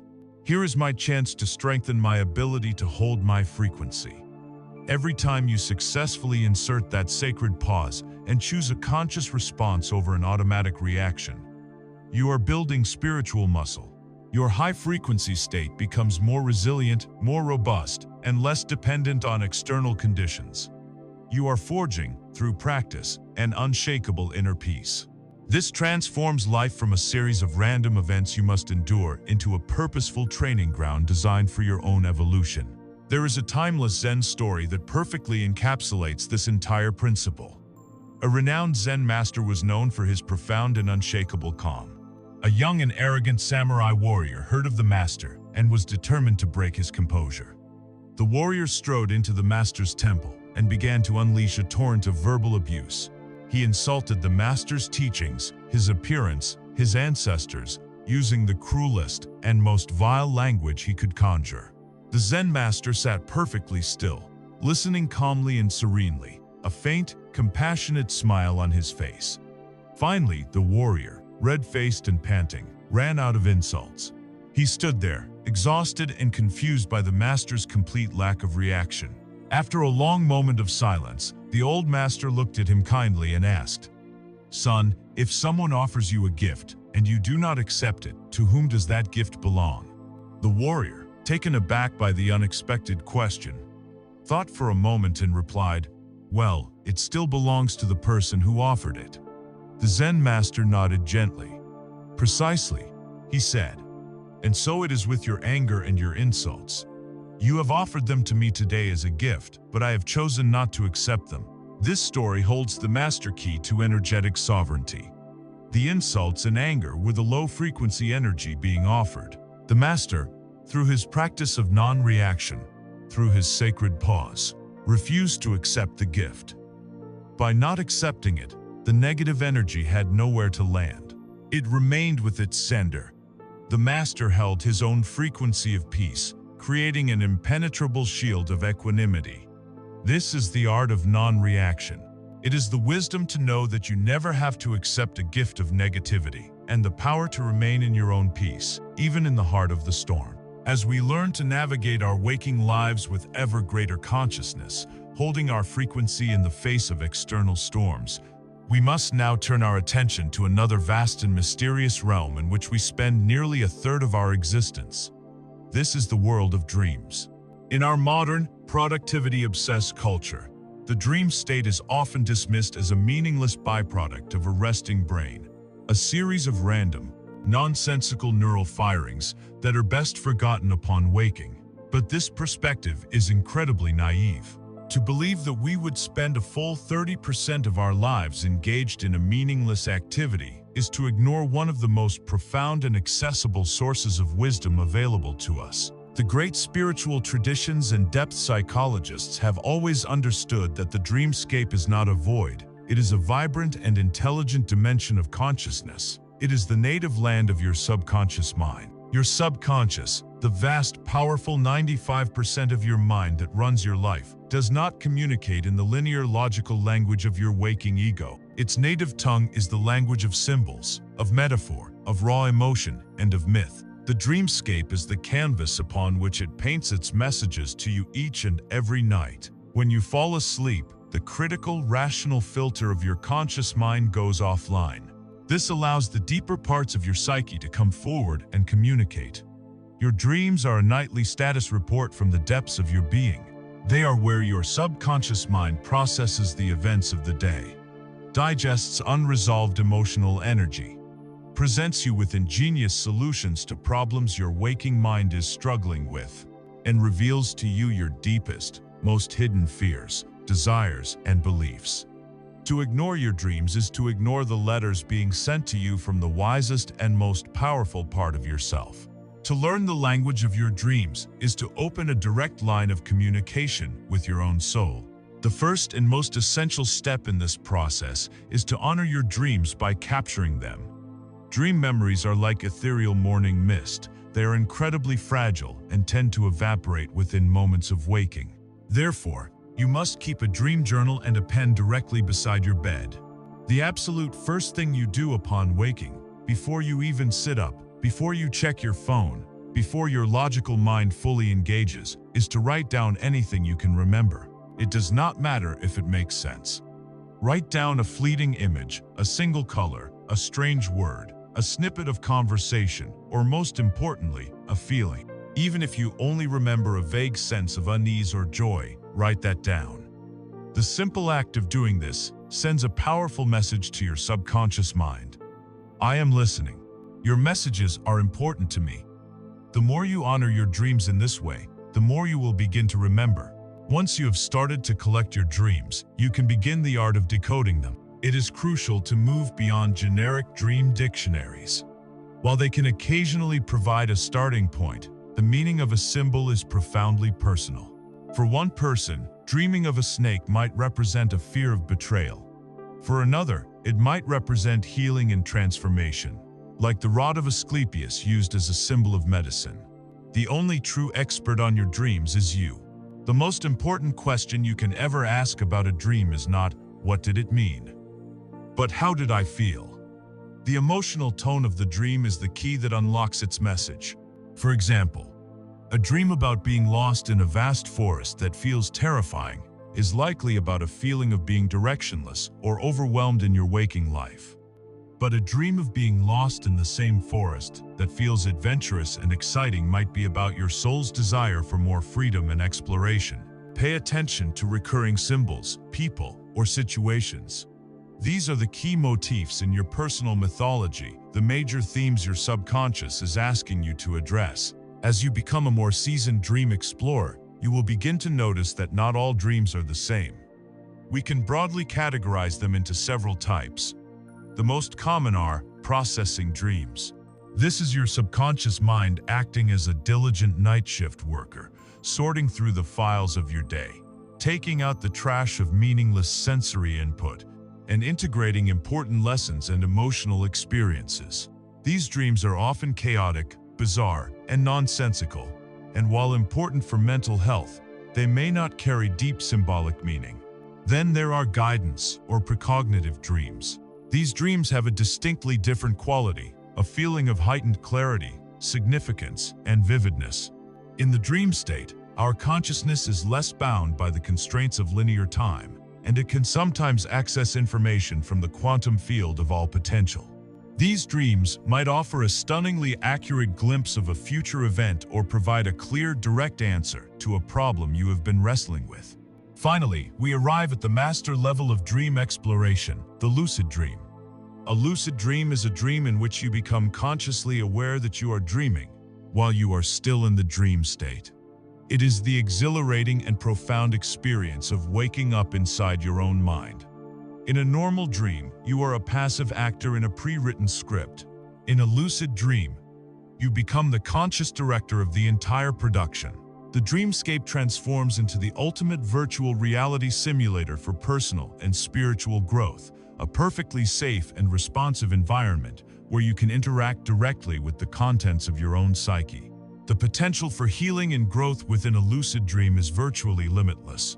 For example, if you are having a recurring nightmare about being chased by a monstrous figure, the moment you become lucid, you can stop running. You can turn around, face the monster, and ask it with courage and compassion. What are you? Why are you chasing me? What do you represent in me? The monster, which is a symbolic creation of your own fear, will almost always transform. It might shrink, it might speak to you and reveal a profound truth about a fear you need to confront, or it might even turn into a powerful ally. You can use the lucid state to practice any skill. You can rehearse a difficult conversation, practice a musical instrument, or deliver a flawless public speech to a cheering crowd, building real confidence and neural pathways in the process. You can also directly ask the dream for guidance. You can stand in the middle of your dreamscape and shout out your question. Show me what I need to know to heal my body. Or, what is the next step on my spiritual path? And then watch as the dream morphs and responds, often in the most creative and insightful ways. You can begin to cultivate this ability by performing reality checks during your waking day. Several times a day, genuinely ask yourself, "Am I dreaming right now?" And look closely at your hands or try to push your finger through your palm. By making this a waking habit, you increase the likelihood of it occurring to you while you are actually dreaming, thereby triggering a lucid state. To those who still doubt the creative and intellectual power of the dream state, we need only look at the countless examples of world-changing breakthroughs that were born in a dream. The 19th century German chemist, Friedrich August Kekulé, struggled for years to understand the molecular structure of benzene. The answer came to him one night in a dream. He dreamt of atoms dancing and forming long chains, and then saw one of the chains form a snake that seized its own tail in its mouth. He awoke with a start, realizing the image of the snake biting its tail, the ancient Ouroboros symbol, was the answer. The benzene molecule was a closed ring. This single dream revolutionized organic chemistry. The entire melody for Yesterday, one of the most famous songs in history, came to Paul McCartney in a dream so complete that he initially thought he had subconsciously plagiarized it. Mary Shelley conceived the horrifying vision for her novel Frankenstein during a vivid waking dream. These are not isolated incidents. They are powerful testaments to the fact that the dreamscape is a portal, a gateway through which our consciousness can access realms of creativity, intelligence, and information that are far beyond the reach of our limited, rational, waking mind. Your dreams are not a meaningless void. They are a nightly journey into the very source of creation. It is time to start paying attention. As we become more adept at navigating the inner landscapes of our minds and emotions, from the symbolic realm of dreams to the conscious stillness of meditation, we arrive at a frontier of human experience so profound, it challenges the very foundations of who and what we believe ourselves to be. This is the exploration of consciousness itself, untethered from the physical body. We are speaking of the phenomena known as out-of-body experiences, or OBEs, and the closely related practice of astral projection. For many, this topic resides in the realm of science fiction or mystical fantasy. But these experiences, reported with stunning consistency across thousands of years and every culture on Earth, offer us what may be the most compelling evidence that we are infinitely more than our physical forms. They propose a radical shift in our understanding, suggesting that the brain is not the creator of consciousness, but rather a complex biological receiver, a television set tuning into a broadcast that exists independently of it. An out-of-body experience is precisely what its name implies, an experience in which your center of awareness, your sense of self, feels as though it has separated from your physical body. The classic account involves the sensation of floating, often near the ceiling, looking down with perfect clarity at your own body resting peacefully in bed or, in many cases, lying on a hospital operating table during a medical emergency. The implications of this are staggering. The materialist scientific paradigm, which has dominated Western thought for centuries, posits that consciousness is merely a byproduct of complex electrochemical processes in the brain. But if even a single one of the thousands upon thousands of these accounts is true, where a person is able to accurately perceive and later verify details of their environment that would have been impossible to see from the physical body's vantage point, then this entire paradigm collapses. It would prove that consciousness can, and does, operate independently of the physical brain. It would prove that you are not the television set. You are the broadcast signal itself, a signal that exists before the television is turned on, and continues to exist long after it is turned off. These experiences often occur spontaneously during moments of extreme stress, near-death experiences, or deep meditative states. However, esoteric traditions and modern explorers have long maintained that this is a natural, albeit latent, human ability that can be cultivated with practice. The key to intentionally inducing such an experience lies in reaching the delicate threshold state between wakefulness and sleep. A state the mind is awake and aware, while the body is deeply asleep and in a state of natural sleep paralysis. This is the launchpad from which the subtle, energetic body can be separated from the dense, physical one.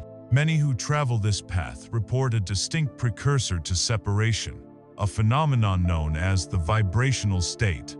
This is an intense, full-body sensation often described as a powerful buzzing, a deep humming, or an electrical current surging through every cell.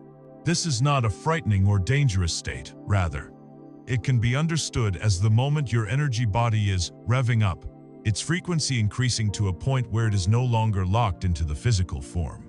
From this vibrational state, various visualization techniques can be employed to encourage the separation, such as imagining an invisible rope hanging from the ceiling and using your non-physical arms to pull your awareness upward and out of your body. But why would one seek such an experience? What is the purpose of these journeys of the soul? The transformative insights gained from even a single, brief out-of-body experience can be life-altering. Perhaps the most profound and universally reported effect is the radical dissolution of the fear of death. To know, not as a belief or a philosophy, but as a direct, lived experience, that your consciousness, your identity, your awareness, can exist fully and vibrantly without the physical body, is to be liberated from the most fundamental fear that haunts humanity. The fear of annihilation simply falls away, replaced by a calm certainty of the continuity of life. Many also report an overwhelming feeling of interconnectedness, a sense of oneness with all of life that transcends intellectual understanding. The illusion of being a separate, isolated self temporarily dissolves, revealing the deeper truth that we are all expressions of a single universal consciousness. These journeys are also seen as a gateway to exploring other dimensions of reality, non-physical realms often described as being composed of pure thought, light, and energy, worlds that operate on different vibrational laws and are populated by other forms of non-physical consciousness. It is in these realms that people often report encountering benevolent beings, spiritual guides, or deceased loved ones who offer profound wisdom, comfort, and guidance for their earthly lives. Ultimately, these extraordinary experiences serve to powerfully reinforce the central theme of our entire exploration, that you are, at your core, a being of energy and light. Experiences like lucid dreaming and astral projection cease to be seen as supernatural anomalies. Instead, they are revealed to be perfectly natural abilities of a non-physical consciousness that is temporarily residing within and interfacing with a physical vehicle. We are not human beings who possess a soul. We are souls. We are eternal beings of consciousness who are having a temporary and precious human experience. The body is the vessel for the journey, not the traveler itself. These journeys remind us that the world we perceive with our five senses is just one channel, one frequency band, in an infinite spectrum of reality. To ground this mystical exploration in a modern context, we can look to the life and work of Robert Monroe. Monroe was not a guru or a mystic. He was a pragmatic and successful American radio executive in the 1950s. He began having spontaneous and terrifying out-of-body experiences, initially believing he was suffering from a brain tumor or a severe psychological disorder. After extensive medical and psychological testing revealed nothing wrong, Monroe, with the mind of a curious and pragmatic engineer, decided to stop fighting the experience and start studying it. He began to meticulously document his non-physical journeys, treating them like scientific expeditions into a new frontier. He created a new vocabulary to map these unfamiliar territories, and he developed specific audio guidance technologies, now known as hemisync, to help himself and others achieve the specific brainwave states conducive to these expanded states of awareness. He founded the Monroe Institute, a non-profit organization dedicated to the scientific and educational exploration of human consciousness. Robert Monroe's journey from terrified skeptic to pioneering explorer of consciousness provides a powerful, credible framework for this phenomenon. It shows us that we do not have to abandon our reason or our scientific curiosity to explore the deepest mysteries of the soul. It proves that the nature of consciousness is the next great frontier, and we all have the potential to be the astronauts who explore it, discovering for ourselves that the boundaries of our being are not defined by our skin, but by the infinite expanse of the universe itself. As we journey to the outer frontiers of consciousness and return with a deeper understanding of our true, energetic nature, we begin to notice a remarkable shift in our daily waking lives. The world, which once may have seemed random, chaotic, and disconnected, starts to reveal a hidden layer of intelligence, magic, and communication. We begin to notice meaningful coincidences, events so perfectly timed and personally relevant that they defy simple explanation. This is the language of the universe speaking directly to you. This is the phenomenon of synchronicity. The term was coined by the legendary Swiss psychoanalyst, Carl Jung, a man who dedicated his life to mapping the deepest territories of the human psyche. Jung was fascinated by events that were not connected by the linear chain of cause and effect, but by their shared meaning. He defined synchronicity as an causally connecting principle, a moment when the inner world of your thoughts and feelings aligns perfectly with an event in the outer, physical world in a way that is too significant to be mere chance. Jung's classic example of this occurred during a session with a patient who was describing a powerful dream she'd had about being given a golden scarab beetle. As she was recounting the dream, Jung heard a gentle tapping at his office window. He opened it to find a large, scarab-like beetle, a golden-green rose chafer, which had flown into the room. He caught the beetle and presented it to his patient, simply saying, "Here is your scarab." The event was so improbable and so perfectly timed that it broke the patient's rigid, rational worldview, leading to a profound therapeutic breakthrough. There was no physical cause for the beetle to appear at that exact moment. Its appearance was connected to the dream not by causality, but by pure, undeniable meaning. This is synchronicity. It is the universe winking at you, a tangible sign that the invisible world of energy and consciousness is intersecting with your physical reality. We can understand synchronicity as the primary feedback mechanism for our vibrational alignment. As you do the deep inner work we have been exploring, as you meditate, clear your emotional blockages, and consciously choose higher frequency thoughts and feelings, you begin to tune your personal energy to the harmonious flow of the universe, to the specific frequency of your soul's highest path. Synchronicity is the tangible proof that your alignment is happening. These are the encouraging signs from the cosmos that say, yes, you are on the right track. Keep going. The universe begins to leave you a trail of energetic breadcrumbs, guiding you forward on your journey. These are not always grand, earth-shattering miracles. More often, they are small, subtle, and deeply personal moments of magic that, if you are not paying attention, you might easily miss. It is the practice of noticing these winks from the universe that transforms life, from a mundane sequence of events into an exhilarating and magical dialogue with the divine. Once you begin to look for them, you will see these synchronicities everywhere. They come in many forms. One of the most common is receiving the right information at the exact right time. You may be wrestling with a difficult decision, and you turn on the radio only to hear a song whose lyrics contain the very wisdom you need. You might open a book to a random page and find a paragraph that speaks directly to the heart of your predicament. Or you may overhear a conversation between two strangers in a coffee shop that holds the key to solving a problem you've been stuck on for weeks. Another classic form is thinking of someone out of the blue, perhaps an old friend you haven't spoken to in a decade. And moments later your phone rings, and it's them. This is a sign of energetic resonance. A moment when your connection in the non-physical field becomes so strong that it precipitates an event in the physical world. In our current era, one of the most widely reported forms of synchronicity is the phenomenon of seeing repeating numbers, often called angel numbers. You may find yourself glancing at the clock at exactly 11:11 every day. You might see the number 222, 333, or 444 repeatedly on license plates, receipts, and billboards. While different number sequences are said to have specific meanings, the overarching message is always one of alignment and encouragement. Seeing these numbers is a powerful sign that the veil between the physical and spiritual worlds is particularly thin for you in that moment.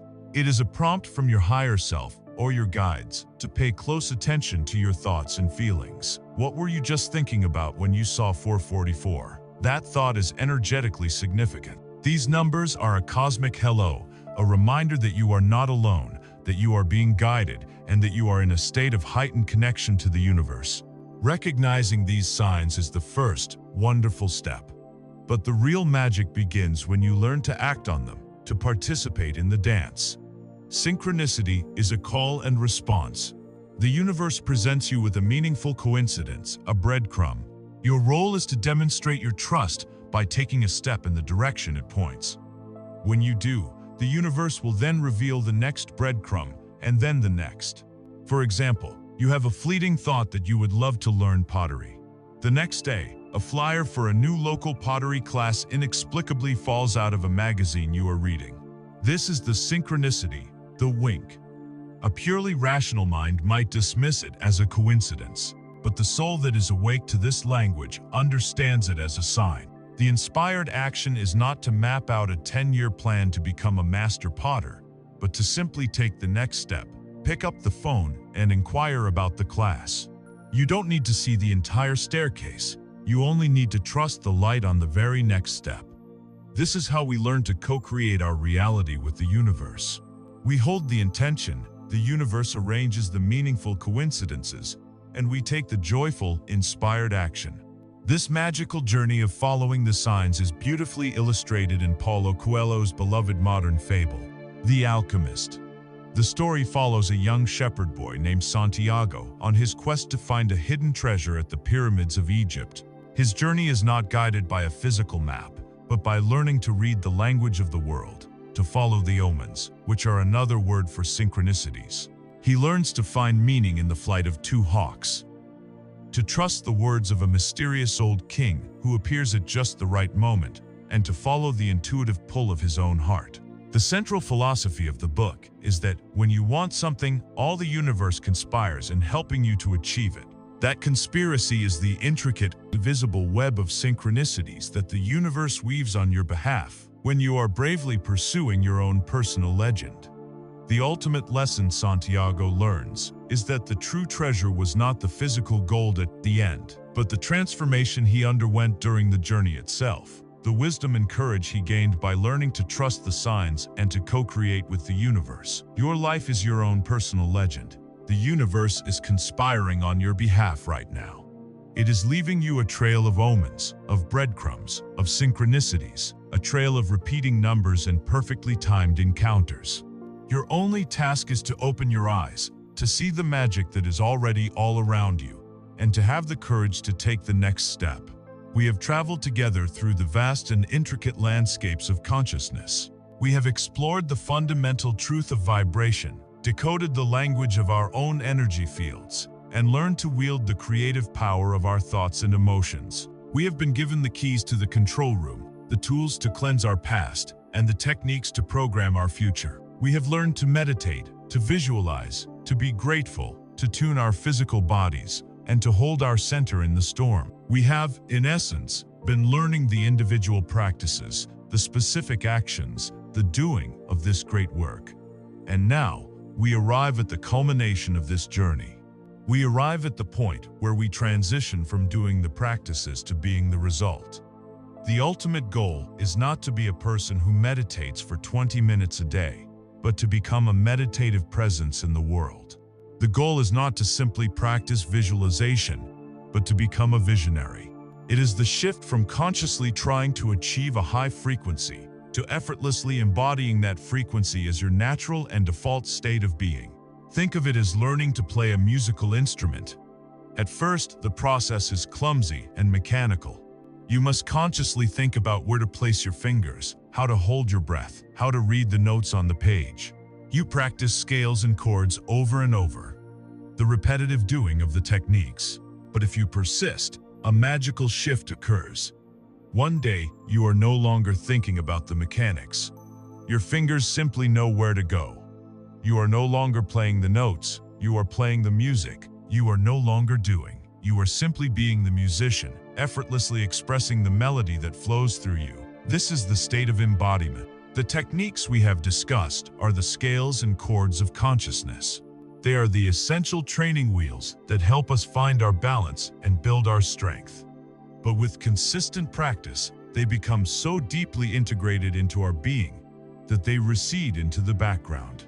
We no longer need to try so hard, because the high frequency we were once striving for has become our new home, our new identity. What does a life lived from this state of embodied high-frequency consciousness look like? It is a life characterized by a sense of grace, ease, and flow. This does not mean that challenges disappear.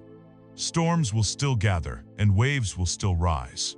But you navigate them with the skill and balance of a master surfer, riding the waves with a sense of exhilaration and competence rather than being crushed by them. You find yourself consistently in the right place at the right time, guided by an unseen current of intuitive knowing. The desperate hustle and grind mentality of the lower frequencies falls away, replaced by a sense of inspired, joyful action. You no longer try to force doors open. Instead, you find that the right doors simply swing open for you as you approach. The right people, the perfect opportunities, and the necessary resources seem to appear in your life as if by magic. But it is not magic. It is the simple, predictable law of resonance. You have become a vibrational match for the reality you once only dreamed of. Your emotional home base shifts dramatically. While you still experience the full spectrum of human emotion, your underlying state, the place to which you quickly and naturally return, is one of deep peace and contentment. The baseline of your life is no longer anxiety punctuated by fleeting moments of happiness, but rather a profound sense of well-being punctuated by the occasional temporary storm. And from this state of being, manifestation ceases to be a conscious technique you must apply, and instead becomes a natural byproduct of your existence. Because your dominant, habitual vibration is one of love, wholeness, and abundance, you naturally and effortlessly attract experiences and circumstances that match this frequency. Your very being becomes a powerful prayer, a continuous broadcast of a high and holy note that shapes the world around you without conscious effort or strain. You have ceased seeking the light and have instead become the light. This is the moment you fulfill the destiny of the metaphor with which we began our entire journey together. You become the lighthouse.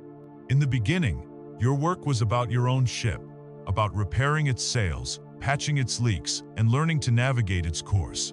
But when you truly embody a high and stable frequency, your journey is no longer just about you.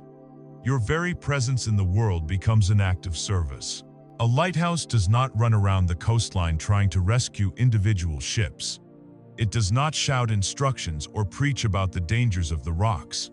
It does not need to. It simply stands, anchored to its foundation, and shines its light.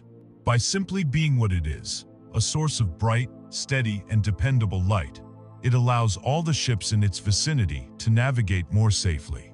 When you embody a frequency of profound peace, your calmness becomes a resonant field that can de-escalate a tense situation at work or in your family. When you embody a frequency of authentic joy, your presence can uplift a friend from their sorrow. When you hold a frequency of unshakable faith in the goodness of life, you inspire hope in those who have lost their own.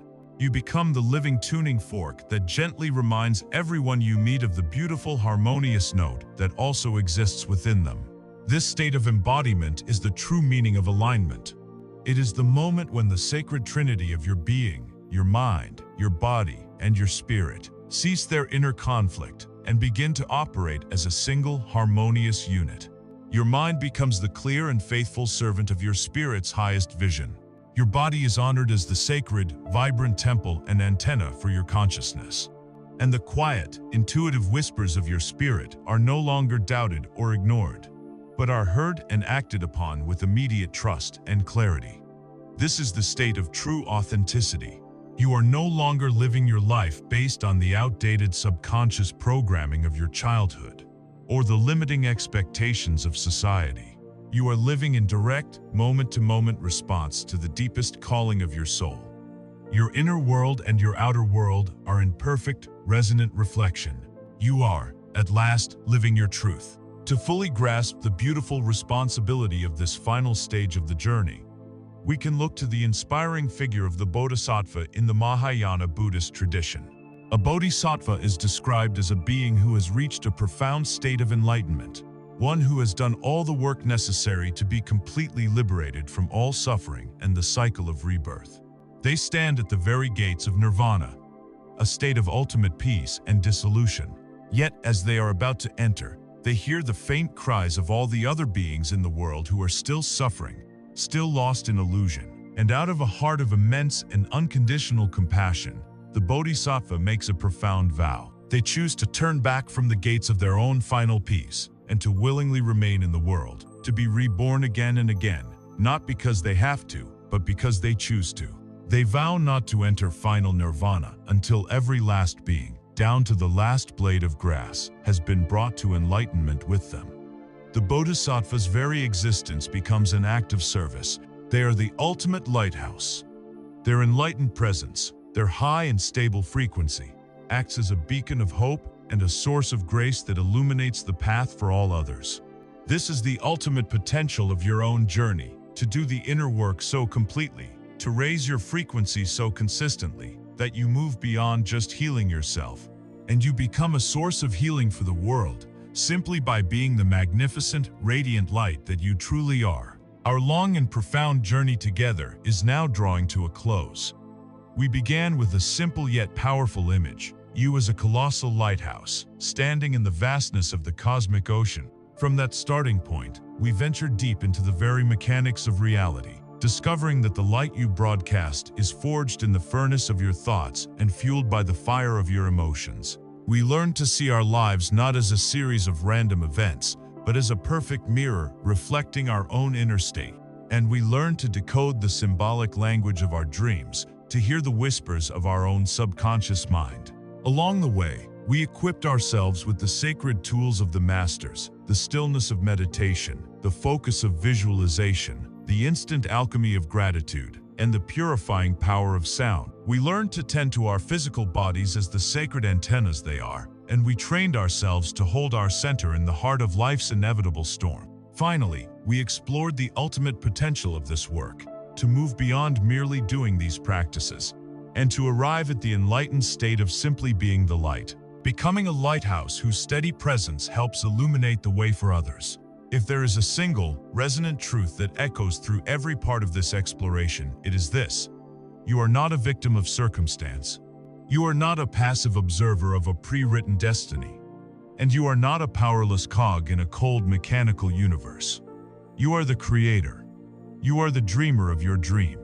You are the musician playing the song of your life. The frequency you broadcast, consciously or unconsciously, in every moment of every day, is the most powerful and effective prayer you will ever utter. It is a creative command that the universe, in its infinite intelligence and unwavering love, must and will always answer. There are no exceptions to this law. Your life right now is the evidence of the signal you have been sending. And this truth, once fully embraced, is the key that unlocks your own liberation. And so, we end where we began, with you. Right now, in this very moment, feel the subtle field of energy that is you. Become aware of the life force pulsing within your body, the quiet hum of your own unique frequency. Recognize that you hold, within your own consciousness, the absolute power to choose the signal you will broadcast from this moment forward. In this breath, you can choose love over fear. You can choose abundance over lack. You can choose peace over chaos. You can choose wholeness over separation. This power has been yours all along, waiting patiently for you to remember it, to claim it, and to wield it with wisdom and love. Your lighthouse is shining. Your broadcast is live. The universe is listening. The only question that ever truly matters is the one you must now answer for yourself. What magnificent signal will you send?